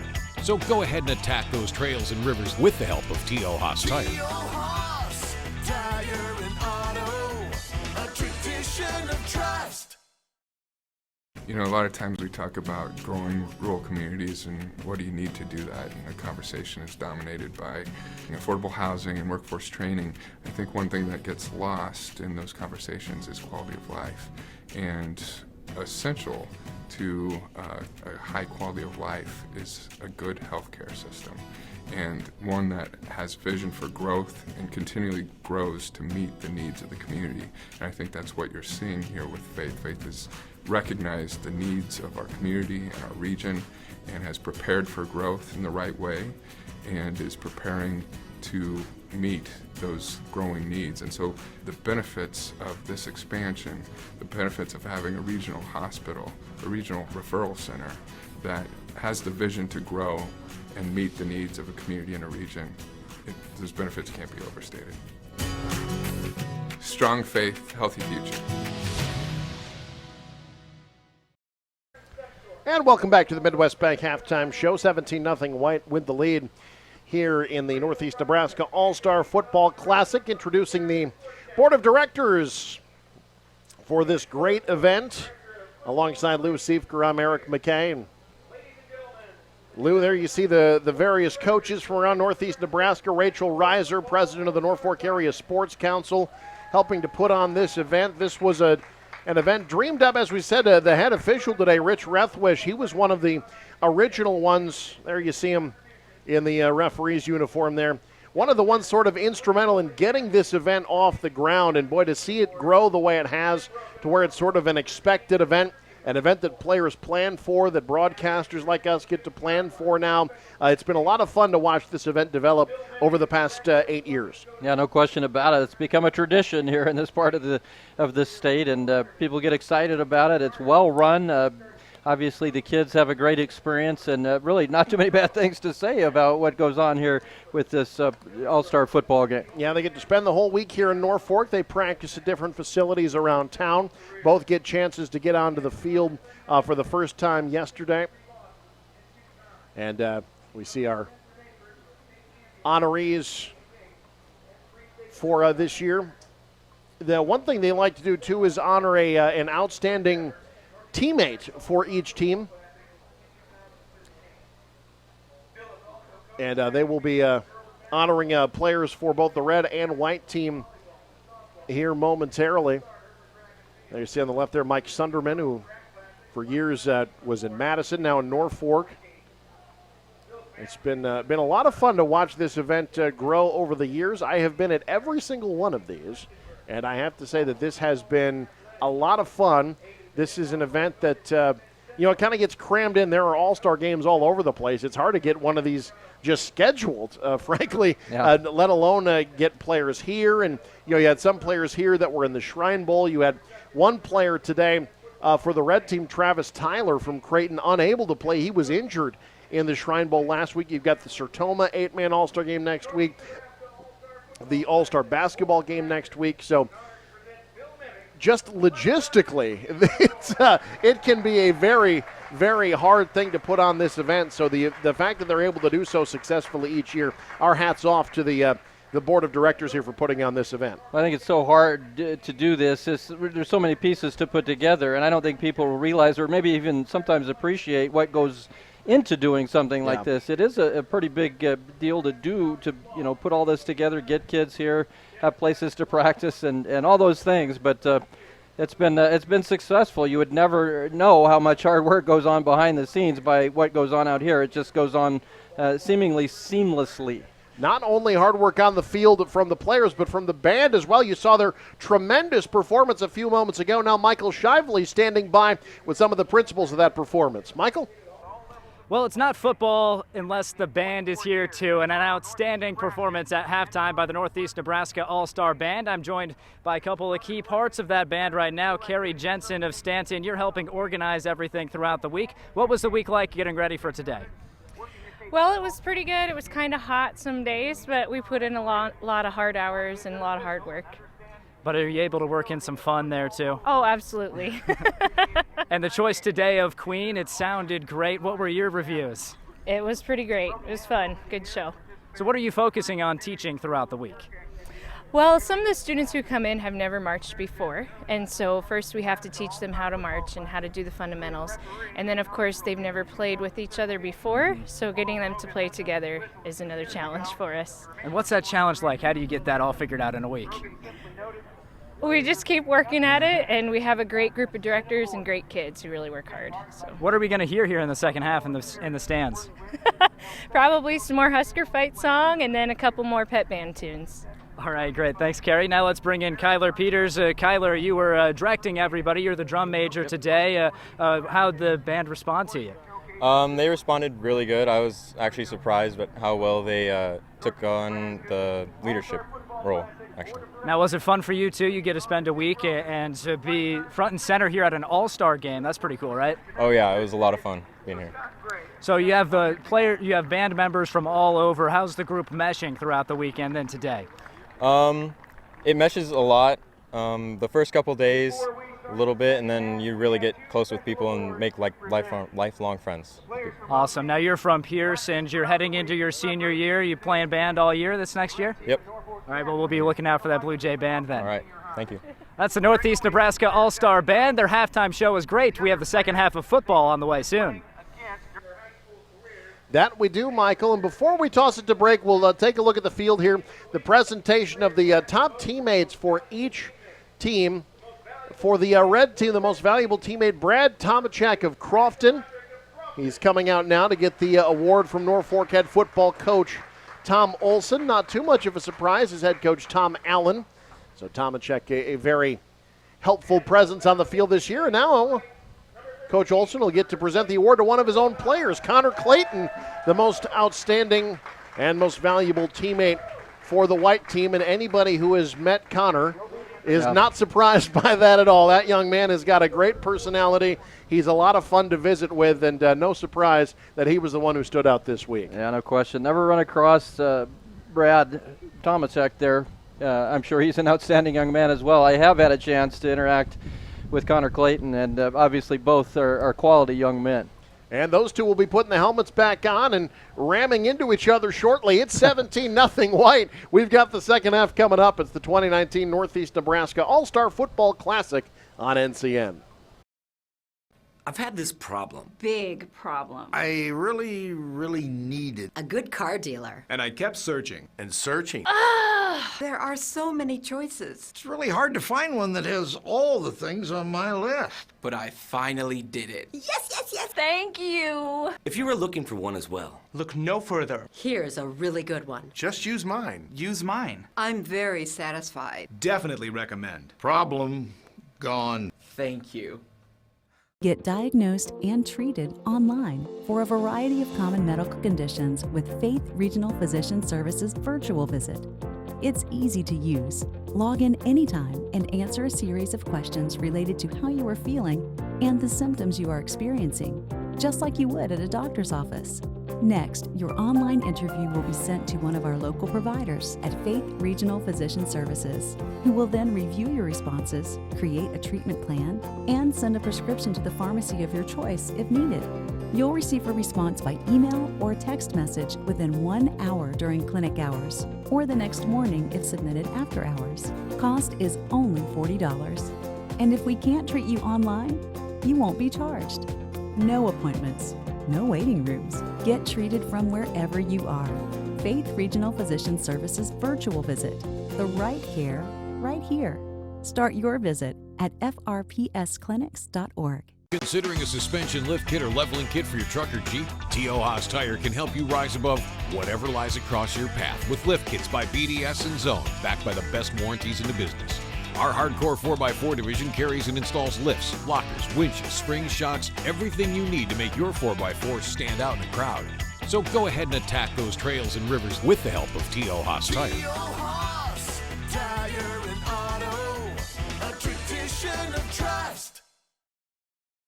Getting set for the end of halftime. Our halftime show, by the way, was brought to you by Midwest Bank, where they're doing the little things to make a big difference in your community. Log on to MidwestBank.com today. Alongside Lou Seifker, Michael Shively on the sidelines, I'm Eric McKay. All right, 17-point lead for the White. That means the Red getting the ball here. If they score, they get the ball back. So this one not over yet. Clayton's kick, a good one into the end zone. Godinez will field it, but it's a touchback, and the Red team will start things off 1st and 10 from the 20.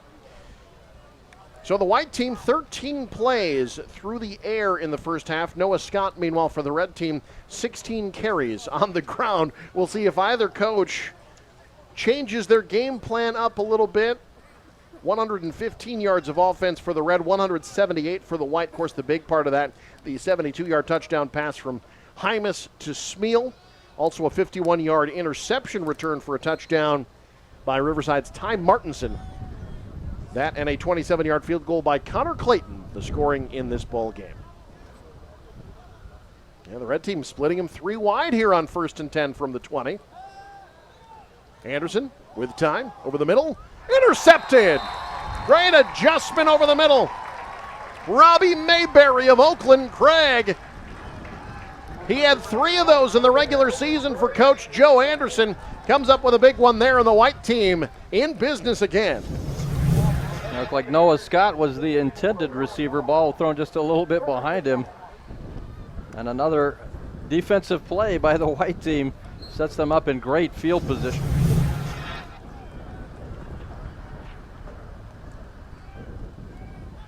So the second turnover of the day forced by the White team. Look out, Anderson on the end around, has a man over the top but overshot him. I think the wind took that one at the end.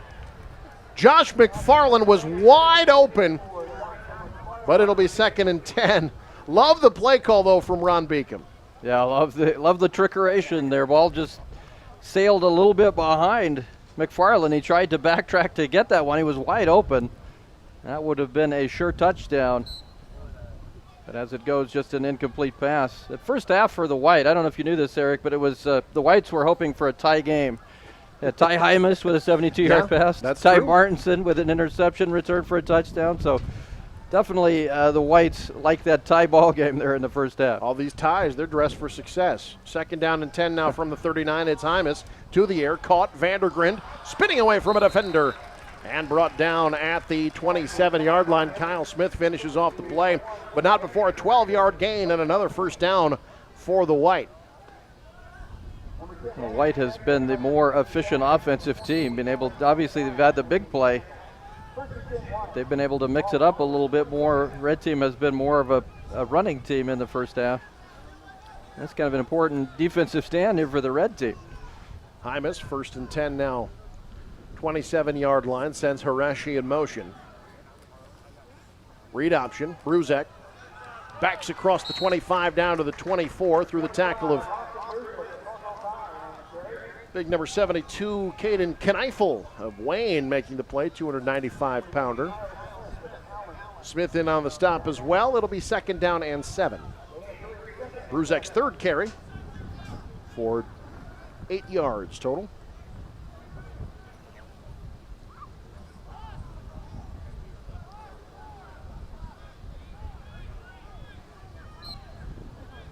Hymas out of the gun.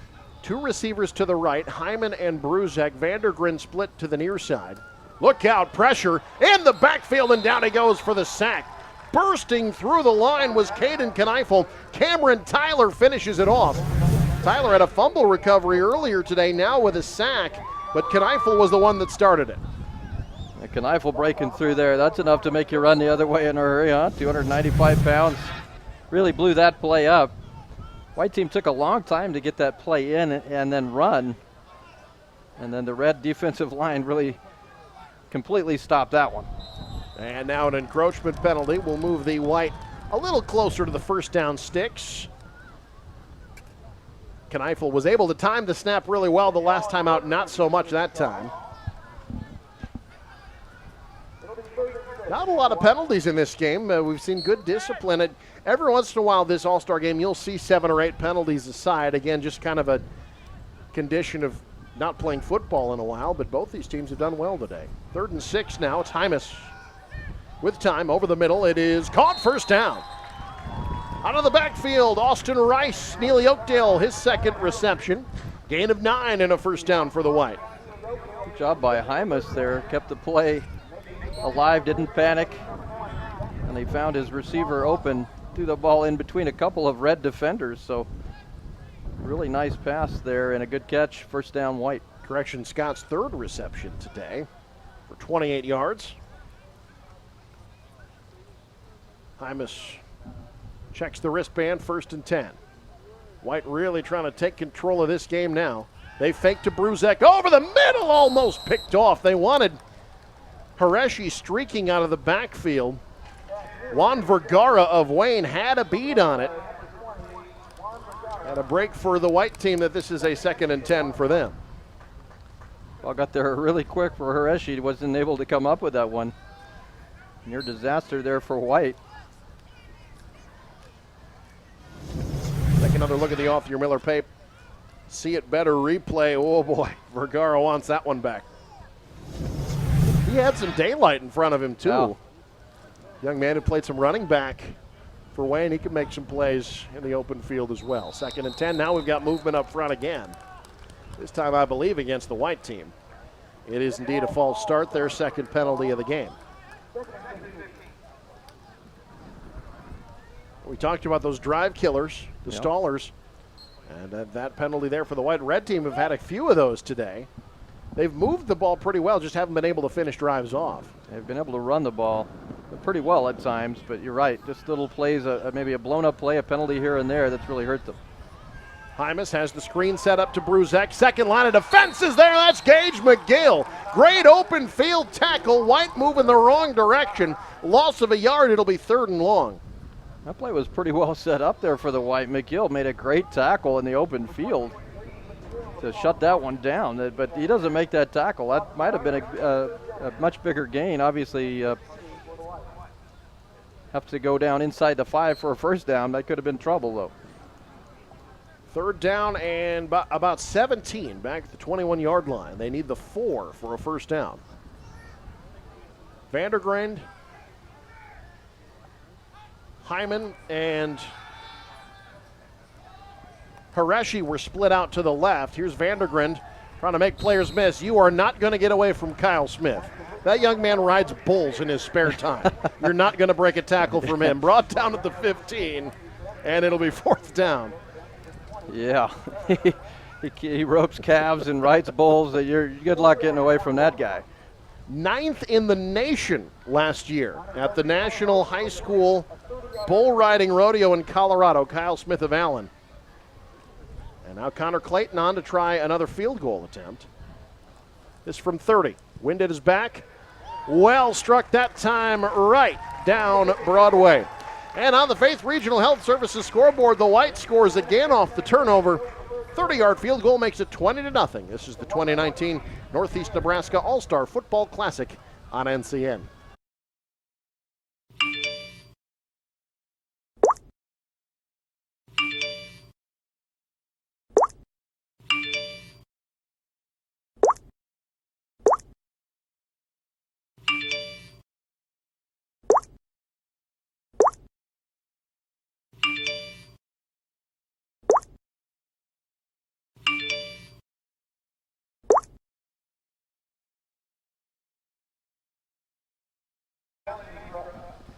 $7:59 to go, third quarter, alongside Lou Siefker. Michael Shively down on the sidelines. I'm Eric McKay. A 30-yard field goal by Connor Clayton on a drive set up by an interception by Robbie Mayberry, and the White team up 20 here in the Northeast Nebraska All-Star Football Classic. The White defense making plays today. Ty Martinson with the pick six had 5 tackles in the first half as well. Connor Clayton with 7 tackles.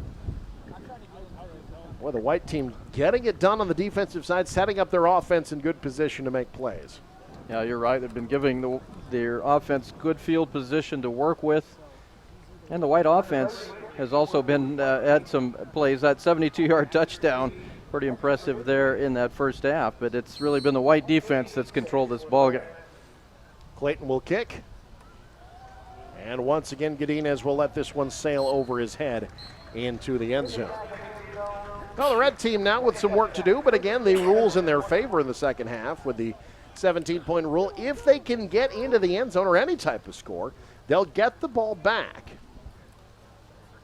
So a comeback certainly possible. And what that does, Lou, is if you're the red team, you don't necessarily have to break from your game plan too much. Yeah. Knowing that you don't have to make a defensive stop if you can get points on the board.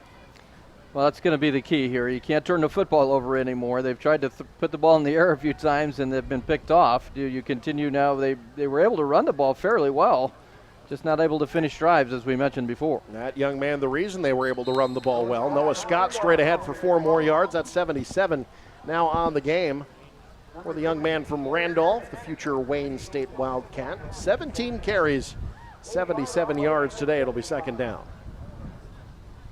We'll see as this game goes along, especially a guy like Scott that's had this much activity. If with the heat and all, if we start ending up with some cramping. We have not seen that at all. Not at all. That has been, with the temperatures get up into the 90s in this game, has been a big issue in the past. Scott bobbled the handoff that time. Helmets come off. They're going to stop the play as the helmet comes off. Scott brought down to the backfield. Great play, though, by John Merton, Boone Central Newman Grove. Future UNK walk-on there, making the play in the backfield. It'll be third down and 6. A good hit there by Merton. Popped his own helmet off. But that's how you stop a guy like Scott. Get to him quickly. Get off your block, make the hit, and not allow him to get started. So third down and 6, ball at the 24-yard line. Roth split to the left to the near side Semin. They have not thrown Grady Semin's way yet. I formation, Smith in the backfield as a fullback. He'll block for Scott. Scott, a little bit of a hole, tumbles forward for first down yardage. Good blocking up front, and it appears, yes, Noah Scott did indeed get the 6 yards he needed to move the sticks for the Red. Yeah, sometimes you wonder about a call, but that's when you run the ball, that's what they've been able to do well in this ball game, the Red team. And now 1st and 10 from the 30. Kyle Smith still in at fullback, Roth to the left. And now Matthew Becker of Cedar Catholic is in, split wide to the right. Anderson on 1st and 10 gives Gage McGill his second carry out across the 35 to the 36-yard line. It'll be 2nd and 7. I wonder if we might see a little bit more of him. Of course, McGill, a young man who gave Coach Tom Allen nightmares on the opposite side of the field for a couple of years. Yeah, probably glad he's on his side today.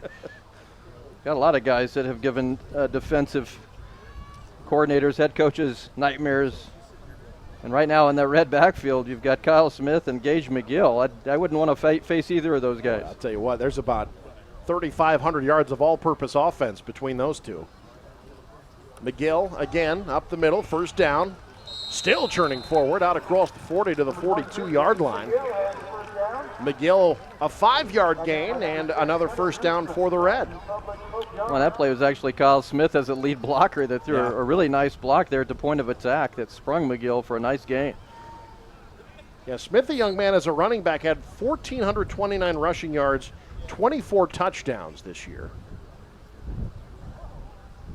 And McGill, he did a little bit of everything, both in the backfield and out of it. One of the more versatile players you'll find.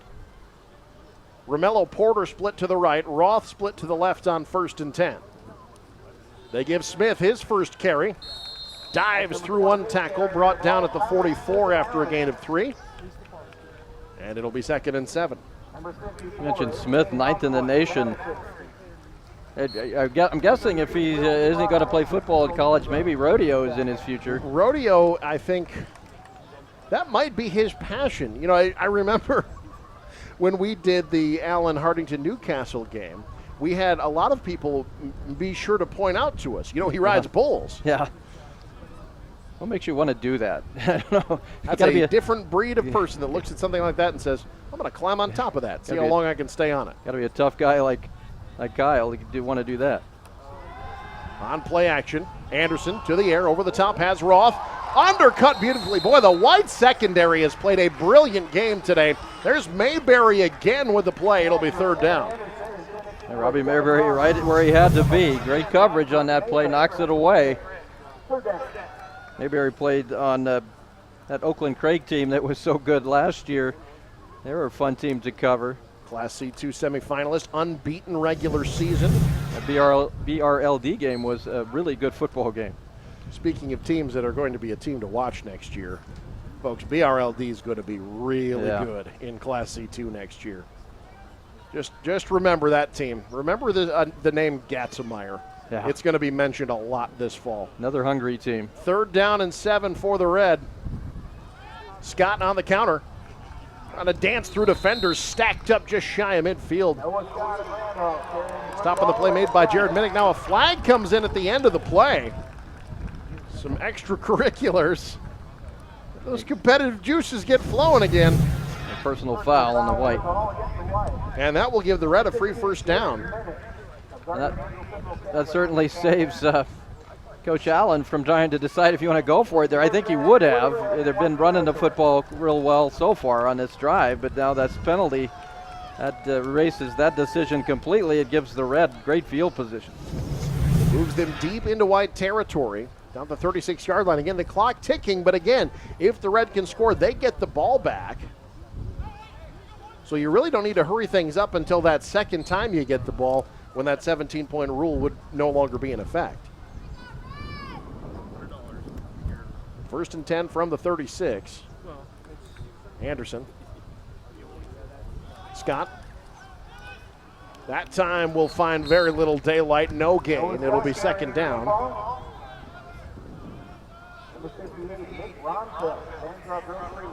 Nick Ronfelt, speaking of BRLD, Nick Ronfelt making the play. It'll be 2nd down. No gain on the play, This White defense has really ran to the football well. Yeah. A lot of guys making tackles and not doing too many alone. You generally have a few teammates there to help you. Just looking at that White, that is an enormous defensive front that they have up there.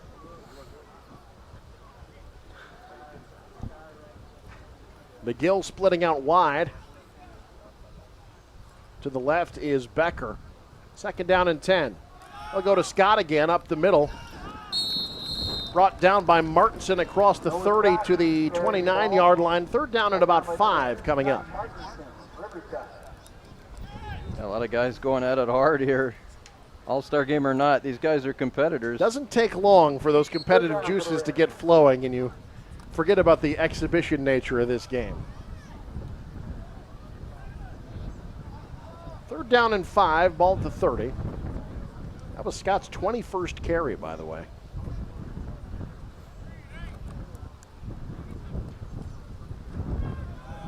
They go to Roth to the far side. Another great open field tackle.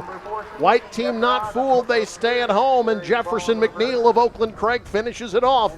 It'll be 4th down. That looked like a really good call there by the Red, but White just so well schooled. McNeil right where he had to be, stayed home, was not fooled by the misdirection. Jefferson McNeil of that, I interviewed him after that BRLD game. He had the best hair I think I've seen all year. He looks good with the helmet off. There's no question. Now a timeout decision time for the Red team. We'll take a timeout as well. Faith Regional Health Services scoreboard, 1:56 to go in the 3rd. 20-0 White on NCN.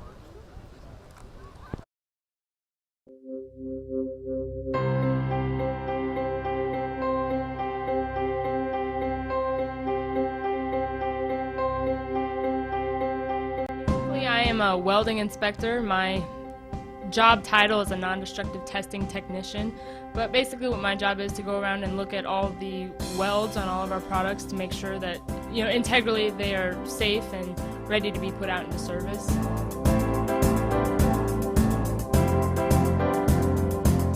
On NSE Day at school, which is New Student Orientation, I heard about agricultural engineering, and I've always been interested in math and science, and it just kind of clicked with me, and that's what led me into agricultural engineering, and throughout my internships I found manufacturing.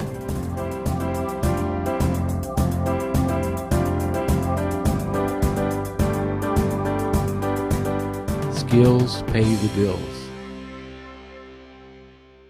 Big 4th down here for the Red team. 4th and 3 from the 29-yard line. They'll go with Scott up the middle following blockers. 1st down yardage. So the drive continues. Noah Scott gets 4 yards. Inching ever closer to the century mark, and the Red with another impressive drive going here, but can they finish it off? Yeah, that's what you got to do. You got to finish it. They've been here before.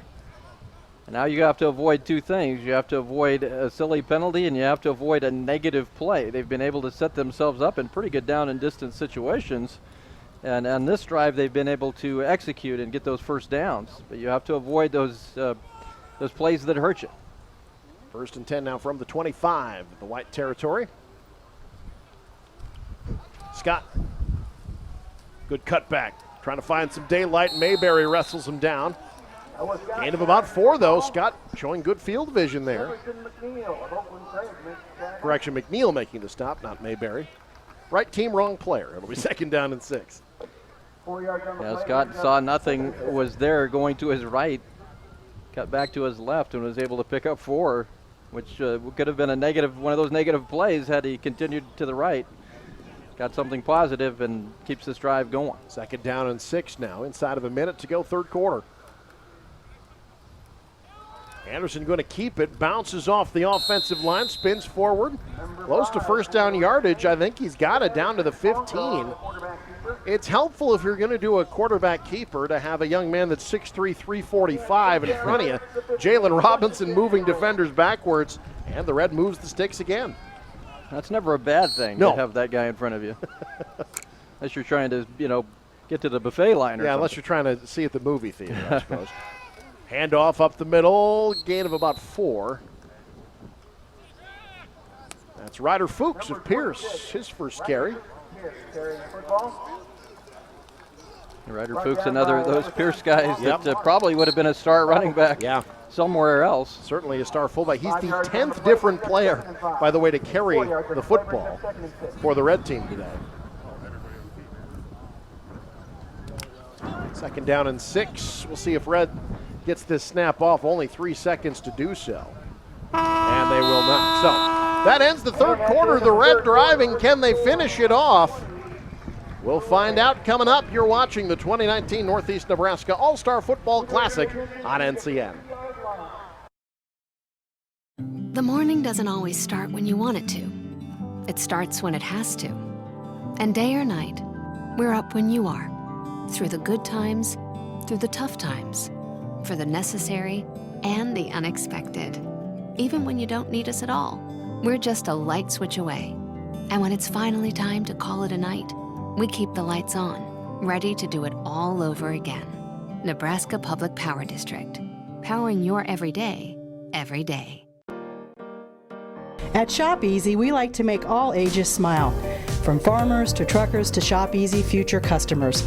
We make sure we have a large selection of food, snacks, beverages, and incidentals to make your break in your day convenient and courteous.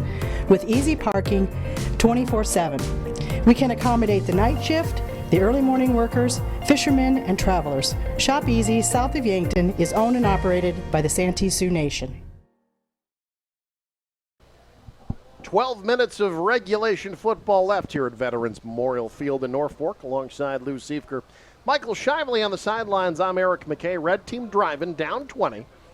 Again, if they score here, they get the ball back, but from that point on, it's back to regular football. So you've got to believe, Lou, Coach Allen probably would have liked to have gotten a score prior to that quarter ending. Yeah, you're going to, despite the fact that you get the football back if you can score here, I think the red team's got to play with a little bit more urgency, I guess, here, as now you're in your final 12 minutes of the ballgame. On 2nd down, it's Scott. Stretching it out, tripped up, brought down. Great play. Well, we've seen great open field tackling by the white team all day. That's Jarrett Widener from Humphrey St. Francis making the stop. He'll be playing in that Sertoma All-Star game next week. 3rd down and 5 coming up. Ty Martinson was also over there. One of the ties that have been big here for the white team, having that interception in the 2nd quarter that went the distance. Certainly one of the leaders for the defensive MVP. Each team gets an offensive and defensive MVP. We'll talk to all of them at the conclusion of this one. Stick around for that. Also stick around later today. We've got more football tonight, depending on where you are in the state. Locally, it's starting 7 o'clock, but that's Mountain Time for the Western Nebraska All-Star Football game. If you're in the Central Time Zone, 7:45 pregame. Alex Loroff, Chris Williams will be out there for that one.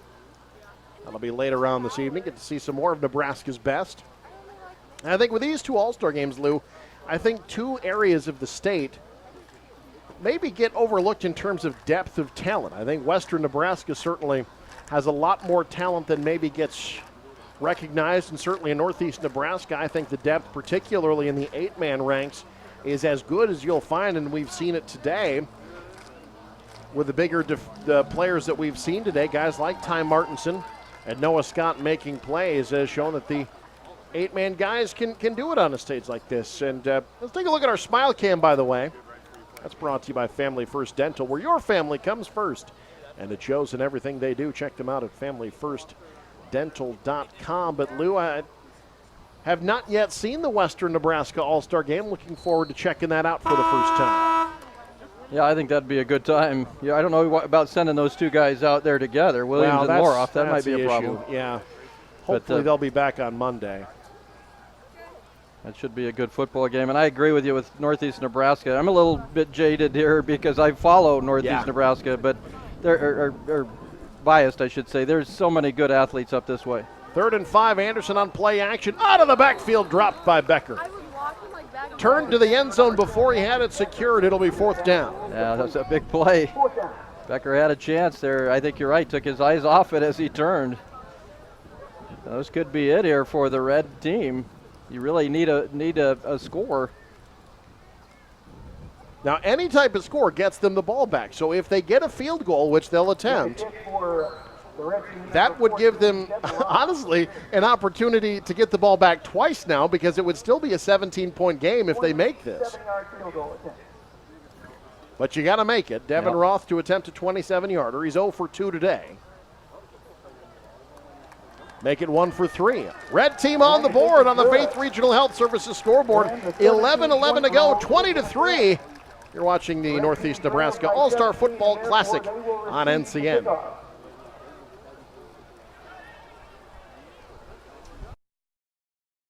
I've had this problem. Big problem. I really needed A good car dealer. And I kept searching. and searching. There are so many choices. It's really hard to find one that has all the things on my list. But I finally did it. Yes, yes, yes. Thank you. If you were looking for one as well, Look no further. Here's a really good one. Just use mine. Use mine. I'm very satisfied. definitely recommend. Problem gone. Thank you. 20-3, red team getting the ball back after the field goal here at the Northeast Nebraska All-Star Football Classic. It is a great board of directors that puts this game on. One of those members is standing by with our Michael Shively. Michael? Well, welcome back down here on the field. I'm joined by the president of the board of the Northeast Nebraska Football Classic, Mike Sunderman. Now, Mike, we've been following throughout the week and today, but the preparations for this begin much sooner. What goes into making this event happen? Well, we start in July. We'll be having a meeting here in July to start for next year, and the process begins with making sure we have our sponsors. Our most notable sponsor being Faith Regional Health Services, and then all of our other sponsors that help put this game on. There's a lot of food and supplies and apparel and things that have to be. So we secure them, and then we pick our coaches about in November and December, and then the coaches select their teams in January. And so it's a process of a year-round of just pulling all the pieces together. There's a lot of pieces that have to come together to make this game work. So now we get to today. Are you able to enjoy the game here? Yeah. You know, a lot of things come up that you're not thinking of or don't expect to happen but we have a great board of directors, and we have a lot of volunteers that put time in. All the people that are helping at this game, the press box, the board of directors. So it's really nice to see it all come together, and it's really the community and the Chamber of Commerce and our sponsors and all the area communities. There's about 59 schools represented here in this Northeast Nebraska area, and all those booster clubs and everything. So yeah, we really can enjoy today, and we're having great weather today and a great game. And an outstanding crowd. What does this mean for the community to be able to host this now the 7th year? Well, it's a great thing for Norfolk, and the community of Norfolk just really has bought into it, really helps us. The Chamber of Commerce and then the division of the Chamber of Commerce, the Norfolk Sports Council, they really help us out a lot. And, you know, it's just economically, it's a great thing for Norfolk, and just for a lot of these kids to get to play in Memorial Field, it's just a great facility, and it's just we're just so excited to bring this every year. So. Now, finally, there is a charitable aspect of this. The proceeds donated to Faith Regional Physical Therapy. What's that partnership like? Well, Faith Regional helped us kick this game off, and with the agreement between us and them originally that any proceeds from the game would go to their wellness and physical therapy plans. They have kind of a vision for the future of what they want to do with in the whole area of wellness and physical therapy, and we're wanting to support that. That's our goal for our proceeds of the game, is to support that with Faith Regional, because they're such a strong supporter of this game. And so, yeah, that's where we're headed with the proceeds. So tremendous crowd today. I think we're going to have we were able to give $7,500 last year from last year's game, and so hopefully this year maybe it'll be a little more than that. So yeah. All right, Mike, well, I'll let you enjoy the rest of the game. Thanks for joining us, and thanks for putting us all together. It's been a blast. Yeah, well, thank you for broadcasting this game as well. Appreciate it. Yep. Our pleasure. Now back to Eric and Lou in the booth. All right, thank you, Mike and Michael. Not surprising here, Lou, that we're seeing a steady diet of Noah Scott. The problem, if you're on the white team right now, you got a 17-point lead, but that defense is tired right now. They've been on the field a long time. Yeah, you're starting to see some bigger runs, too, from Scott. Now, Scott's going to have a well-deserved ice bath after this one. He had several carries. And I think for the red team, you're going to need a big play here, I think, pretty soon, down 17. They go Scott near side, first down. Scott bouncing, gets to midfield.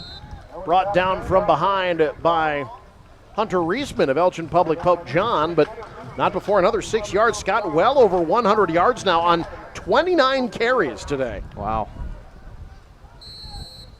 I'm tired watching him.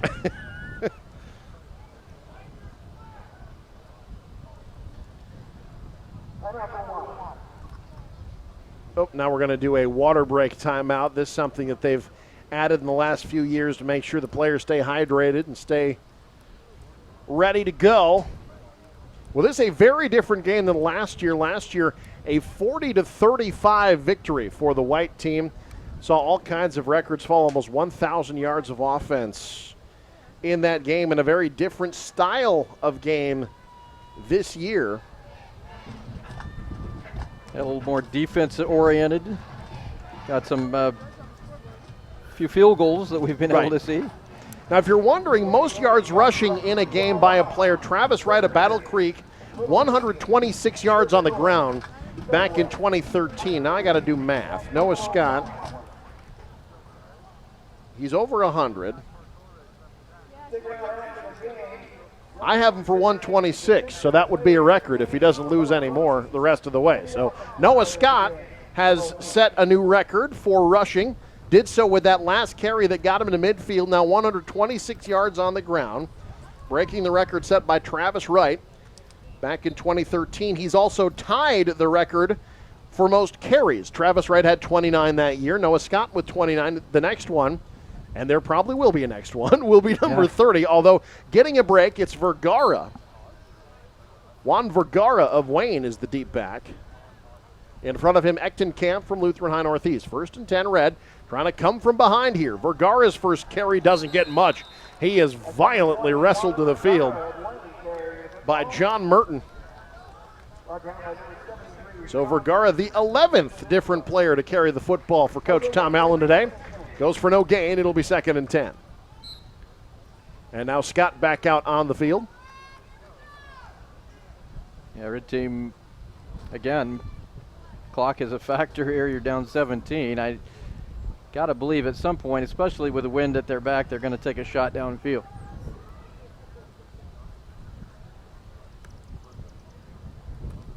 Anderson. There's Scott. That's the new record. 30th carry of the game, and it is a negative for the Red. Loss of a yard. That's Merton, or correction. That's Will Fry of Boone Central Newman Grove. No gain. It'll be 3rd down and 10. Boy, a stop here for the White Lou. That defense has been on the field for the better part of almost an entire quarter now. If they could come up with a stop here, that would be big. Yeah, last couple tackles there from the white team. Time Will Fry have been rather violent, I would say. I guess it's kind of like swimming upstream against the piranhas. You're getting bit a heck of a lot right now if you're the red team.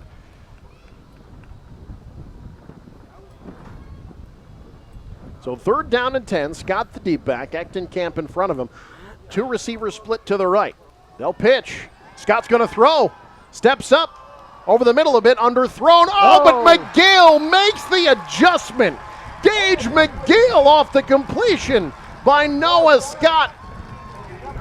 Wow. 33 yards and a 1st down for the red team. Noah Scott literally doing it all today. 3 white defenders on that play. And when that ball went up, I thought, oh, this has interception written all over that. Look at that, 3 white defenders, and it gets to McGill. What a play. How about the adjustment by Gage McGill to make that play? I think the wind helped there, Lou. You're right. When he threw the ball, White was in position to make that turnover, but I think the wind may have carried it a bit at the end into McGill's arms. Yeah, just over the tops of the white defenders there. Now it's Scott adding to his record-breaking rushing total out across the 15 to the 13-yard line, 4 more yards. His 31st carry. Man. Yeah, he's got to be a tired young man when this ball game's over with. But I think you've got to know, if you're going to play for Tom Allen and you're a running back, you better be ready for a workload. As we get an official's timeout for equipment. Want to remind you this game presented in part by Faith Regional Health Services and Faith Regional Sports Medicine. Certified athletic trainers, physical therapists, and highly trained providers working together to repair and care for sports medicine injuries in Norfolk. 2nd and 6 for the red team. Trying to come from behind. They go with Ectenkamp up the middle of the white team, ready for this defensive line for the white team. He's put in some nice work today. Austin Marks of Battle Creek making that play. It'll be 3rd down. At an interior, that defensive line has really played well. The red team has been running at them all day, and they really haven't. They've been able to move the ball, but have not had those big plays. Marcus Ferdig split to the right, Gage McGill to the left on 3rd down and 5. Past the halfway mark of this 4th quarter in what has been a very quickly played football game today. Here's Scott. Stop short. Red team will be going for it, no doubt. Down to the 9-yard line. That's a gain of 3. Connor Clayton making the play, the white team's leading tackler today. And now 4th down, about 2 for the red. A field goal doesn't help you here. The 17-point rule would be out of play. I think you got to go for the end zone now if you're red. Yeah, the clock is ticking away. Yep, only one timeout left for them, too. Yeah, Scott the deep back. This is game here if they don't get a 1st down. Fuchs and Hagee in front of him. They'll go with the quarterback keeper. It's Anderson knifing his way into the end zone for the touchdown. Evan Anderson from 9 yards out, and the red team back within 11. Nice play by the red team. Bit of a reverse pivot, and Anderson just tucks it up, gets some nice blocks, and gets in the end zone. Much needed score there from the red team. Now that's the good news. The bad news is 4:52 to go and only one timeout left. And now they have to kick it away. And they got to kick it away, you're right. But boy, the red team just held the ball, Lou, at least 18 minutes there. That was incredible. That was a long drive. Kick is up by Roth. It is good. And on the Faith Regional Health Services scoreboard, 4:52 in the ball game, 20-10 white on NCN. Get diagnosed and treated online for a variety of common medical conditions with Faith Regional Physician Services virtual visit. It's easy to use. Log in anytime and answer a series of questions related to how you are feeling and the symptoms you are experiencing, just like you would at a doctor's office. Next, your online interview will be sent to one of our local providers at Faith Regional Physician Services, who will then review your responses, create a treatment plan, and send a prescription to the pharmacy of your choice if needed. You'll receive a response by email or text message within 1 hour during clinic hours, or the next morning if submitted after hours. Cost is only $40. And if we can't treat you online, you won't be charged. No appointments, no waiting rooms. Get treated from wherever you are. Faith Regional Physician Services virtual visit. The right care, right here. Start your visit at frpsclinics.org. Well, when you try to stop a high-powered offense, one way to do that is to keep them off the field. The red team has certainly done that. The white team's offense has run just 7 offensive plays in the second half. Now, part of that, the 17-point rule, but the other part of that, Lou, is just 2 really long, drawn-out drives, both of which resulted in points for the red team. Yeah, red team has 10 on the board now. Can they get the football back? 4:52 to go. They'll need a 3 and out here, I think, to have a chance. This white offense, they're well rested. We'll see what Coach Beacom elects to do when the white team gets the ball. There's an onside kick. Trying the onside kick. It's still loose. Who's got it? Red team says they have it. That ball took a perfect bounce.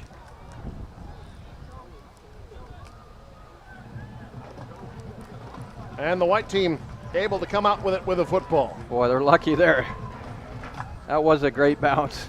Tevin Roth kicked that about as perfectly as you could. There were a lot of red jerseys in the area, but the white team comes out of it with the first down. Take another look at the Arthur Miller Pape See It Better replay. Big scrum for the ball there. That was a perfect kick by Devin Roth. So now 1st and 10 for the white from the 42. Blake Anderson back in at quarterback. He's carried the load mostly through the air, but it's been Hymas who's been able to get the scoring drives put together. McFarland in motion. They fake to him, come near side Hareshi. The Howells Dodge Jaguar hit hard for a yard. That's about all. Gage McGill getting it done on both sides of the ball with a stop. Turner Korth from Hartington Newcastle in there as well. It'll be 2nd and 9. And McGill really came up on that play. Made a nice open field tackle to eliminate that from being a big play. So 2nd and 9. White team not going to be in much of a hurry here. Ben Vandergren to the right. Jaden Smeal, who caught that 72-yard touchdown pass earlier, to the left. McFarland is in the slot. And Coach Beacom taking his time getting the play in.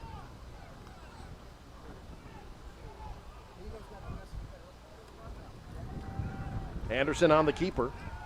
Dives forward, bent backwards at the 45. That's about it. It'll be 3rd down upcoming. Play finished off by Wyatt Flesner from Pierce. It'll be 3rd down at about 7 after that gain to 2. Well, so far so good for the red team. Need a stop here and have a chance to get the football back. If you're the white team, do you go to the air here? The one thing about the red team, they've been able to move the ball, but they have not shown that they can go high octane very well. Right. 2 interceptions through the air. Yeah, they're not a group that's going to score quickly, so they have to get the ball back here.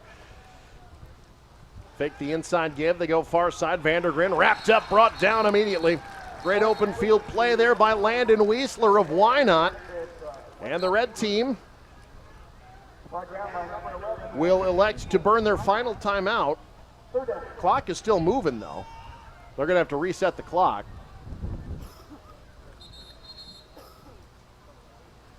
So red burns their final timeout. They'll get the ball back down 10. But boy, you couldn't have drawn up a better defensive series if you're Tom Allen. Yeah, I love the idea there going for the onside kick. The drawback to that now, if you kick it deep and you go 3 and out, then you get good field position. Now the white, I think you're going to kick the ball away here, obviously, and pin the red team deep, and that's beneficial for the white team because, as we just mentioned, the red team is not, the offense they're running has been kind of a 3-4 yards in a cloud of dust, and they're not going to score quickly. So that kind of changes what you want to do offensively, where you're going to get the football.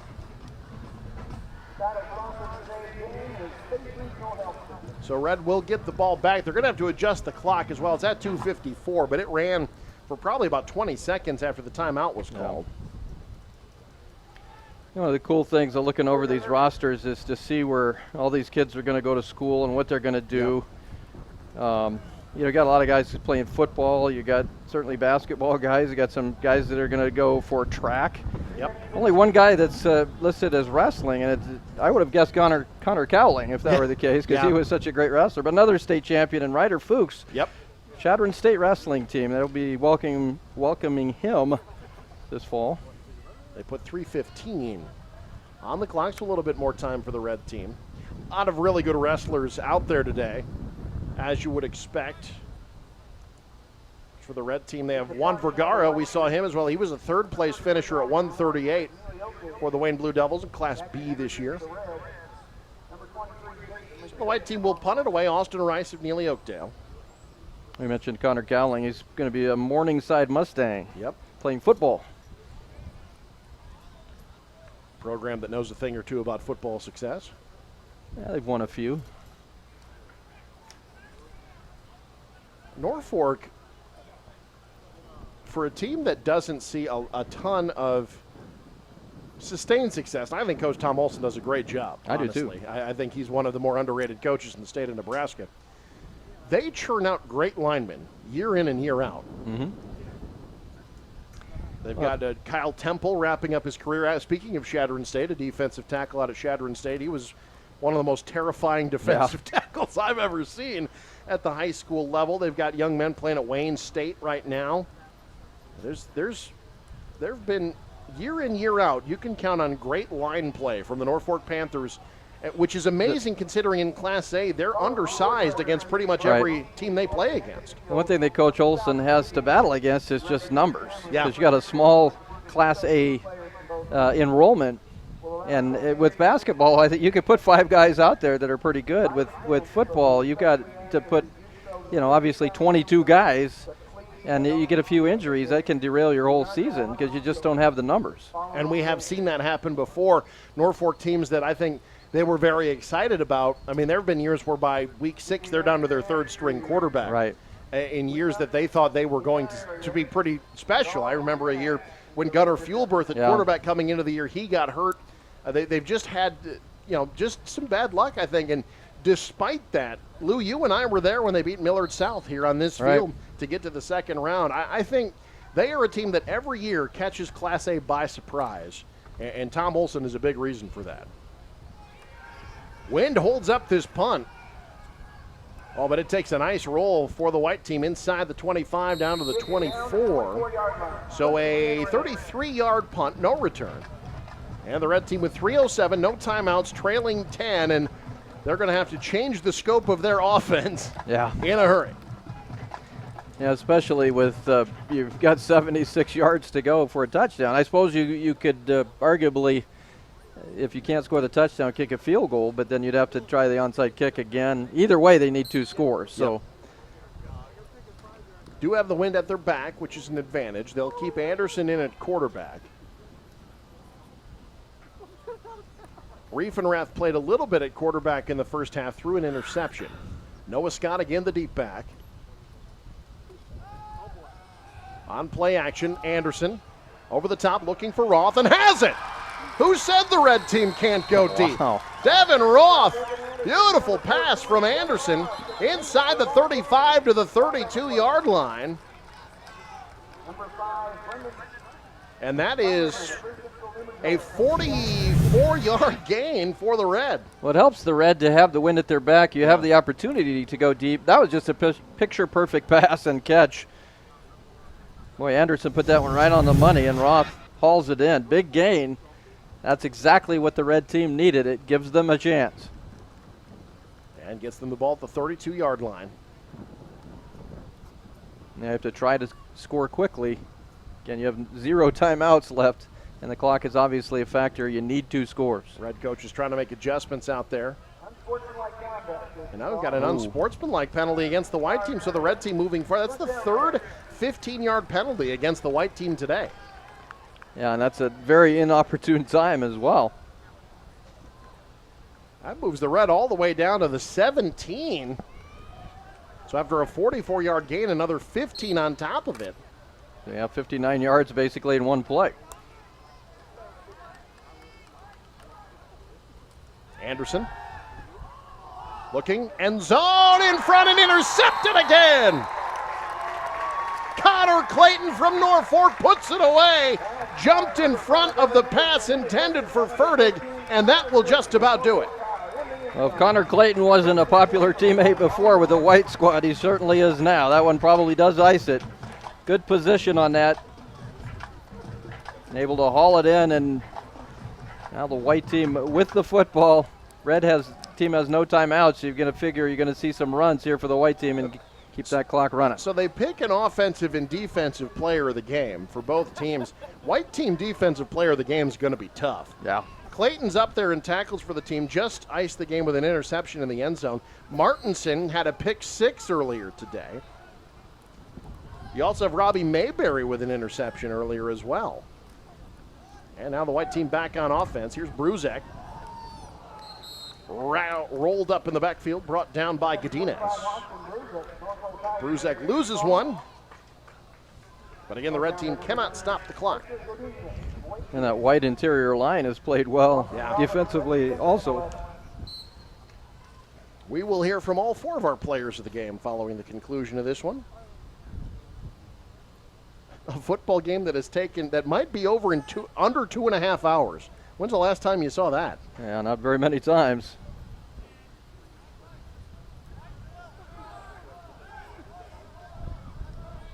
White team going with the gun. This is Blake Anderson at quarterback. Going with the read option. He keeps it himself, bounces forward to the 25, maybe the 26-yard line, sets up a manageable 3rd down and about 4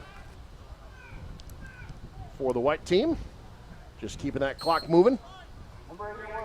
Yeah, for the white team now, it's hold on to the football, try to get positive yards, but the ball security is where it's at right now. Even if you don't get the first down, the clock will run well under a minute to go before the red team gets the football back. First down will end it. 3rd down and 4 from the 26. Anderson going to the air. Why not? Go for it all. It's an all-star game. Tipped at the end. Great play by Godinez. Knocked away. It's an all-star game. You know what I mean? Why not? Why not? I'm going to say that doesn't happen in the regular season. Just say it. Yeah, Ron Beacom not going to get many opportunities to do that at Neely Oakdale. So, hey, this is an opportunity for the coaches to shoot their shot too. You know what I mean? Absolutely. So now the white team will punt it away, though. One thing that Coach Beacom said that stood out to me, though, about these sort of games is the friendships that come not only with the players but with coaches. You really, sometimes you make a lifelong friend. You never know what's going to happen in a game like this. That punt might have been partially blocked. Yeah, I think it was. Takes a white bounce to midfield, 25 yards, no return. One thing that's interesting, in the years that I've covered this game and talked to players in the week leading up to it, is how surprised they are at how friendly everyone is. You know, they kind of get, in the regular season and all throughout high school, you're sort of bred to view the players in different colors as the enemy and to learn to dislike them a little bit. Yeah. And so to get out here and get a chance to get to know them and go, oh wait, we're basically just the same kind of people. Yeah, I think that's a kind of an underappreciated positive of an event like this is you get a chance to kind of see what life's like on the other side for some other teams. Yeah, and you like I said, you never know. You end up making a friend with a guy that you competed against for 4 years. Now Noah Scott out of the backfield with a first down. Out across the 35 to the 33-yard line, gain of 17. Landon Weisler from Wynot in at quarterback there. Gets himself a 17-yard completion. Pretty sure I know who the red offensive MVP is going to be. Yeah, Noah Scott has done quite a bit. He completed a 33-yard pass, set the record for rushing yards and carries. Did not get into the end zone, though. It was a quarterback keeper that got them in the end zone. Now the white team will burn a timeout.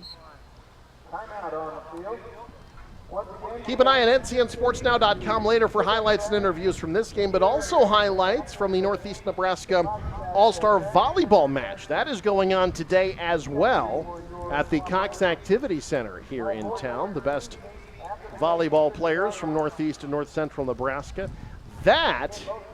I'm glad I'm not on the selection committee for that one. There are some names left off of those teams that you want to see good high school volleyball really go anywhere in the state of Nebraska, frankly. But Northeast Nebraska in particular, just ask Scott Kneifel at Wayne State. He has built a borderline dynasty of a program, year in and year out a contender in the toughest conference to play college volleyball in Division II, and has done it largely only with athletes from Northeast Nebraska. It's players from the Norfolk area that he fills that roster with, and year in and year out, they are among the best in the Northern Sun. And, well, you get to see that Northeast Nebraska All-Star Volleyball match. Anybody who may be watching this in the Norfolk area, get out to that game at Cox Activity Center. That's a good time. We'll have highlights from that later at ncnsportsnow.com. And then, of course, the basketball game coming up on Friday as well. So it's all-star season. A lot of fun for these kids. Well, this is a volleyball state. You realize that? Absolutely.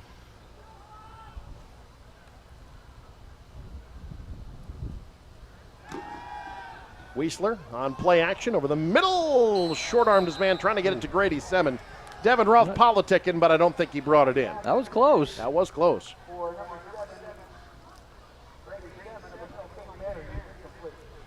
Semin from St. Mary's.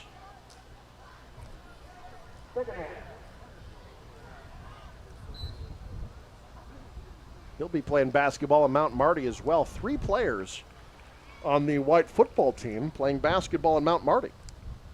Grady Semin, Isaac Riefenrath, and Matthew Becker.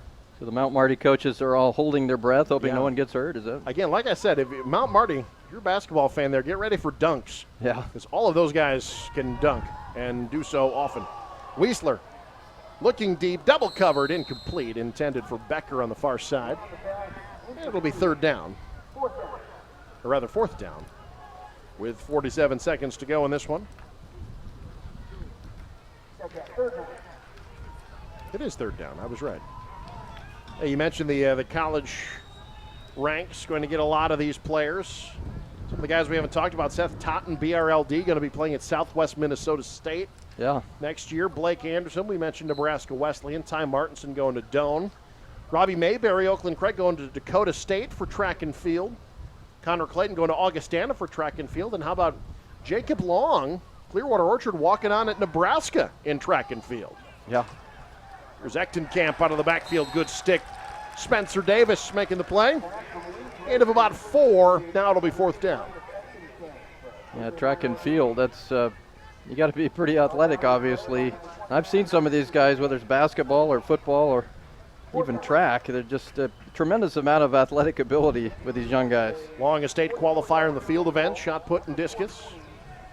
Devin Roth on to try a 46-yarder with time winding down. Get this man a memory if he can kick it. Oh, it's got the distance. He got it! Wow. 46-yarder for Devin Roth. How about that? Makes it a one-score game. The Red won't win, but how about Devin Roth? Good from 46. And unlike state track, no wind-aided nonsense. That one counts. Yeah, he had distance on that one for sure.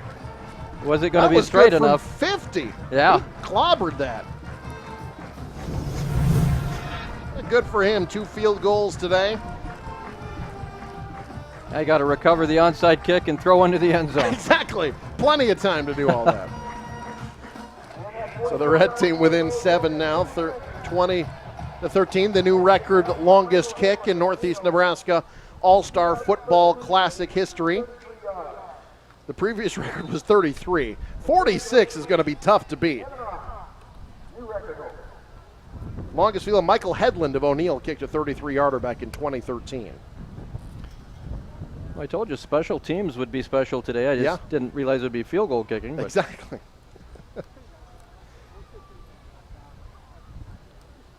So the white team getting set, it looks like, to win their second straight. And they will have won 4 of the 7 events. Red won the first 2, white won in 15 and 16. Red won in 17, white won last year and likely this year. Although who knows? We've seen stranger things happen. Although not many, I'll admit. Like if you had a 5th quarter, the red team might pull this one out. Exactly. The way they've been going. How about Noah Scott today, Randolph, carrying the ball 32 times. That a new record for this game. And well over 100 yards. You suppose they ever call him Randolph Scott? By mistake? It would be easy to do. I'm glad I didn't do it at all today. 133 yards on the ground, setting the new mark for this game. I don't believe any records still stand from the inaugural event in 20. Well, there are a few. We said Travis Wright set that 2013 record for rushing and carries. That one is gone. No one has ever rushed for more than 1 rushing touchdown in this game. That's an interesting fact about this game. Wow. So the record for most rushing touchdowns, 1. A whole bunch of guys are tied for that. Longest punt return still stands from 2013. Nate Meyer had a 32-yard punt return back in 2013. No one has ever had more than 1 interception in this game either. And the record for most field goals set in 2013 also broken today. So the onside kick, still alive. Red got it. They got it. With 2 seconds, they're going to get a crack at it. Wow. Picked up by Jacob Kneifel, and the red team will get 1 more offensive snap down 7. That went off the hands of one of the white players. It looked like he was going to get it. I didn't see which. Bounced right off the face mask of poor Jared Minnick, who then got absolutely plowed. And now the red team has it 1 down at the 49-yard line with a chance to tie this game. Right through Minnick's hands, off his helmet. Now a miracle finish ahead of us, perhaps. Who knows? All right, so the white team sending out Romello Martin and Turner Korth to the left. Korth, a very good receiver for Hardington Newcastle. To the right, they have Marcus Furtick and Grady Semin. And this is the thing. I don't know that the white team can drop their linebackers back because of the rules. Yeah. They've got to keep those 7 in the box. That's an advantage for the red team here. Absolutely. You can't play the prevent here. Nope. Now the white team going to talk things over a bit here. Coach Ron Beacom nervous all of a sudden. What a bizarre end to this game. I love the 17-point rule. It has made this a more entertaining game, has prevented blowouts from happening. Of course, last year we saw that wild 40-35 spectacle. That followed a 14-7 win for the Red back in 2017. But they started that 17-point rule after 16 when White beat Red 49-14. That was the year Gunnar Fuelberth just absolutely destroyed everyone. They had 5 touchdown passes in that game. I remember that one. And the white team won in 2015, 28-21. 20-14 win for the Red in 2014, the inaugural game won by the Red 20-10. So only 2 games have finished with a deficit of more than 1 score. Other than that, these have been entertaining games. Now for the Red, I think you got to chuck one into the end zone, send your receivers down there and hope for a tipped ball and a catch.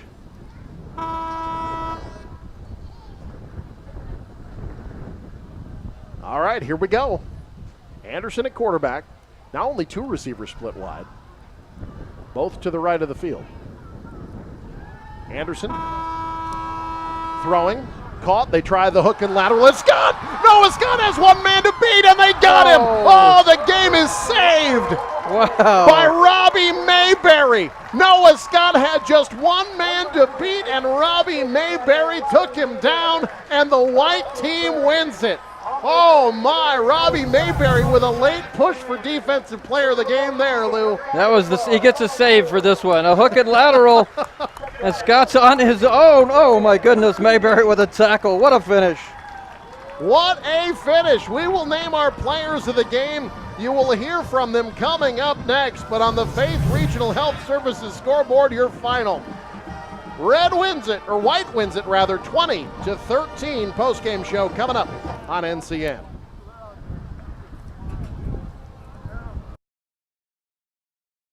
Considering a suspension lift kit or leveling kit for your truck or Jeep? T.O. Haas Tire can help you rise above whatever lies across your path with lift kits by BDS and Zone, backed by the best warranties in the business. Our hardcore 4x4 division carries and installs lifts, lockers, winches, springs, shocks, everything you need to make your 4x4 stand out in a crowd. So go ahead and attack those trails and rivers with the help of T.O. Haas Tire. T.O. Haas Tire and Auto, a tradition of trust. College can be a big expense, but Wayne State makes it easier. As a first-generation student, looking at different colleges, you have to look at the price tag. Wayne State really offers you that affordability, but at the same time, Wayne State education is really sought after by employers across the state. So it's a really great chance to get a great degree, but still come out of it with little to no debt. Wayne State College. Get started at explorewaynesstatecollege.com. Our goal here at Faith Regional is to be the regional referral center, and in fact only 25% of the patients that we see in our clinic in gastroenterology, they are coming from Norfolk, with the other 75% of patients, they are coming from the surrounding area. So this is our mission, is to be the referral center for Northeast Nebraska. I totally agree that this is time for us to expand to a medical offices building that is convenient for patients, where they will be able to have all subspecialties available for them in the same building. At the same time, we will be able to have the surgery center there and lab, so it will be very convenient for patients to have everything done in the same building, and I do think their practice will just get busier. Strong faith, healthy future. Get diagnosed and treated online for a variety of common medical conditions with Faith Regional Physician Services virtual visit. It's easy to use. Log in anytime and answer a series of questions related to how you are feeling and the symptoms you are experiencing, just like you would at a doctor's office. Next, your online interview will be sent to one of our local providers at Faith Regional Physician Services, who will then review your responses, create a treatment plan, and send a prescription to the pharmacy of your choice if needed. You'll receive a response by email or text message within 1 hour during clinic hours, or the next morning if submitted after hours. Cost is only $40. And if we can't treat you online, you won't be charged. No appointments, no waiting rooms. Get treated from wherever you are. Faith Regional Physician Services virtual visit. The right care, right here. Start your visit at frpsclinics.org. I do love Wayne State College. It feels like home. I don't feel like I'm out of place. It's not too big, it's not too small. Campus is big enough that I'm still meeting new people. I'm still learning about new faces and names, but I'm always seeing people that I can wave and say hi to. It's the best fit for me. When I visited the campus back in my senior year of high school, this is where I knew I wanted to go right away. When I got in that car and I was driving home, I told my parents, this is where I'm going and I don't need to look anywhere else. Wayne State College. Get started at explorewaynestate.college.com. They've just handed out the awards for players of the game. We will hear from them momentarily, but there you see the final score. The white team beats the red 20-13 alongside Lou Siefker. I'm Eric McKay, and Lou once again comes down to the wire, and once again it shows that Northeast Nebraska knows a thing or two about football. Yeah, absolutely. Exciting ball game. It looked for a while like white might run away with this. Red owns the second half and comes one Mayberry tackle away from a miracle finish. So it was a fun game, and like always, you like to watch these guys play. You like to see how things shake out, and but it was an exciting finish and a fun ball game. Players of the game in this one for Red, their defensive player of the game, Kyle Smith of Allen, had 5 tackles this afternoon. Offensive player of the game, no surprise, Noah Scott, 33 carries, 152 yards. He added 21 of them on that hook and lateral at the end of the game. He also threw for a 33-yard pass and also caught 2 receptions for 31 yards. So other than that, didn't really do a whole lot. White team's defensive player of the game, Ty Martinson of Riverside, had the pick 6. He also finished with quite a few tackles today, 8 tackles for him. Ben Vandergrind of West Point Beamer, your white player of the game. He caught 5 balls today through the air for, quick math in my head, 32 yards, and is the white offensive player of the game. All 4 of those young men standing by with our Michael Shively. Michael, take it away. Records, I don't know if you know. All right, welcome down to the field. We're joined by the players of the game from both the red and white teams after this white victory. We'll start with the red team and the offensive player of the game, Noah Scott of Randolph. Busy day for you, busy to the point of setting some rushing records in attempts and yards. Did you go into the game thinking you had a chance to do something like that? You know, I just wasn't sure. I just knew I needed to come out and run 100% every play, rack up as many yards as I could for our team.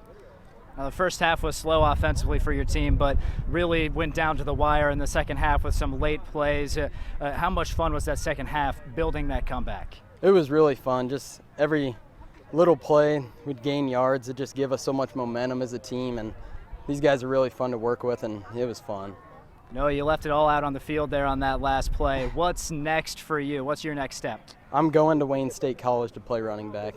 All right, best of luck, Noah. Good job today. Yeah, thank you. All right, now we'll move on to the defensive player of the game for Red, Kyle Smith of Allen. Kyle, you're going into this week. You are playing with a bunch of new players. What was the experience like getting this all-star nod? It was fun learning how to just play 11-man. I mean, it's new for me. I play 8-man, so it was a lot of fun. Now you get out here on the field today, and your team's slow at start, but in the second half you really picked it up. Where did you feel that change? Just at the halftime. I mean, just in the huddle with all the guys, just knew we needed to step it up and play better. So. A little short, about 15 yards short here. What do you take away, though, from this experience? It was a lot of fun, and I'd recommend anybody coming to play here if they have the chance. Well, Kyle, congratulations on the All-Star year. Have fun the rest of this experience. All right, now we'll bring in the white team. We'll have these guys come over here. We're joined now by Ty Martinson of Riverside and Ben Vandergrind of West Point Beamer. All right, who's starting? I guess I can go first. All right. So what was the experience like here? We're talking to Ben, right? And Yeah. Ben, you go into this All-Star game, a bunch of new players on your team. How did everybody mesh right away? We meshed pretty good. We got along really well. We had some leaders that came around, kind of brought everybody together. But yeah, it was really fun to meet everybody. And your team gets going, especially in the first half. What was going right?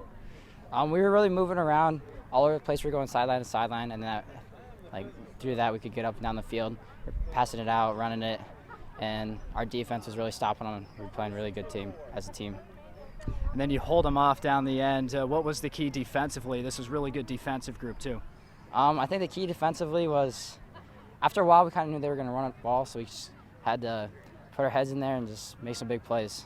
All right, Ben, great game. Thanks for joining us. Thank you. All right, now let's move to Ty Martinson of Riverside. Ty, that was a heck of an interception. Take us through that play. I mean, I was just going in my zone. He threw it right to me. I was hauling at, but. And then you score. It's a pick six. What was the celebration like with your new teammates? Connor came over and he was yelling at me, and it was a fun moment. It was awesome. Good. And then you guys are down to the wire trying to hold off this charging Red squad. What was the key to getting those last couple of stops? Just had to be aggressive and make our reads. So the white team gets the win. You have a full week of football with new teammates. What do you take away from the All-Star experience? It was a great experience, and every kid should do it if they get the chance. Well, it's a bunch of fun watching you. Congrats on the honor and the win. Thank you. All right, those are all four of your players of the game from the Northeast Nebraska All-Star Football Classic. Now we'll send it back up to Eric and Lou. All right, thank you, Michael. Nice job today. There are four players of the game. 20-13, White victorious today. And Lou, I think the key takeaway from this beyond final score, you heard all four players mention it there. Anyone who gets a chance to do this should do so. I think an experience life-changing for these young men.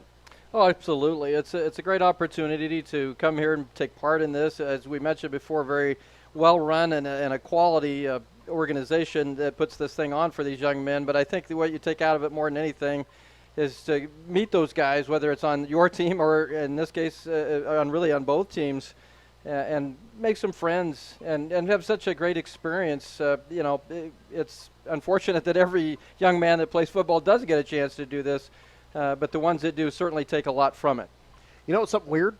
We're only 2.5 months away from the start of the high school football season for 2019. Fast. It will be here before we know it. Stick around. Stay tuned. We will let you know what games we'll be covering this fall. I'm sure they'll be great. This post-game show presented by Norfolk Auto Center.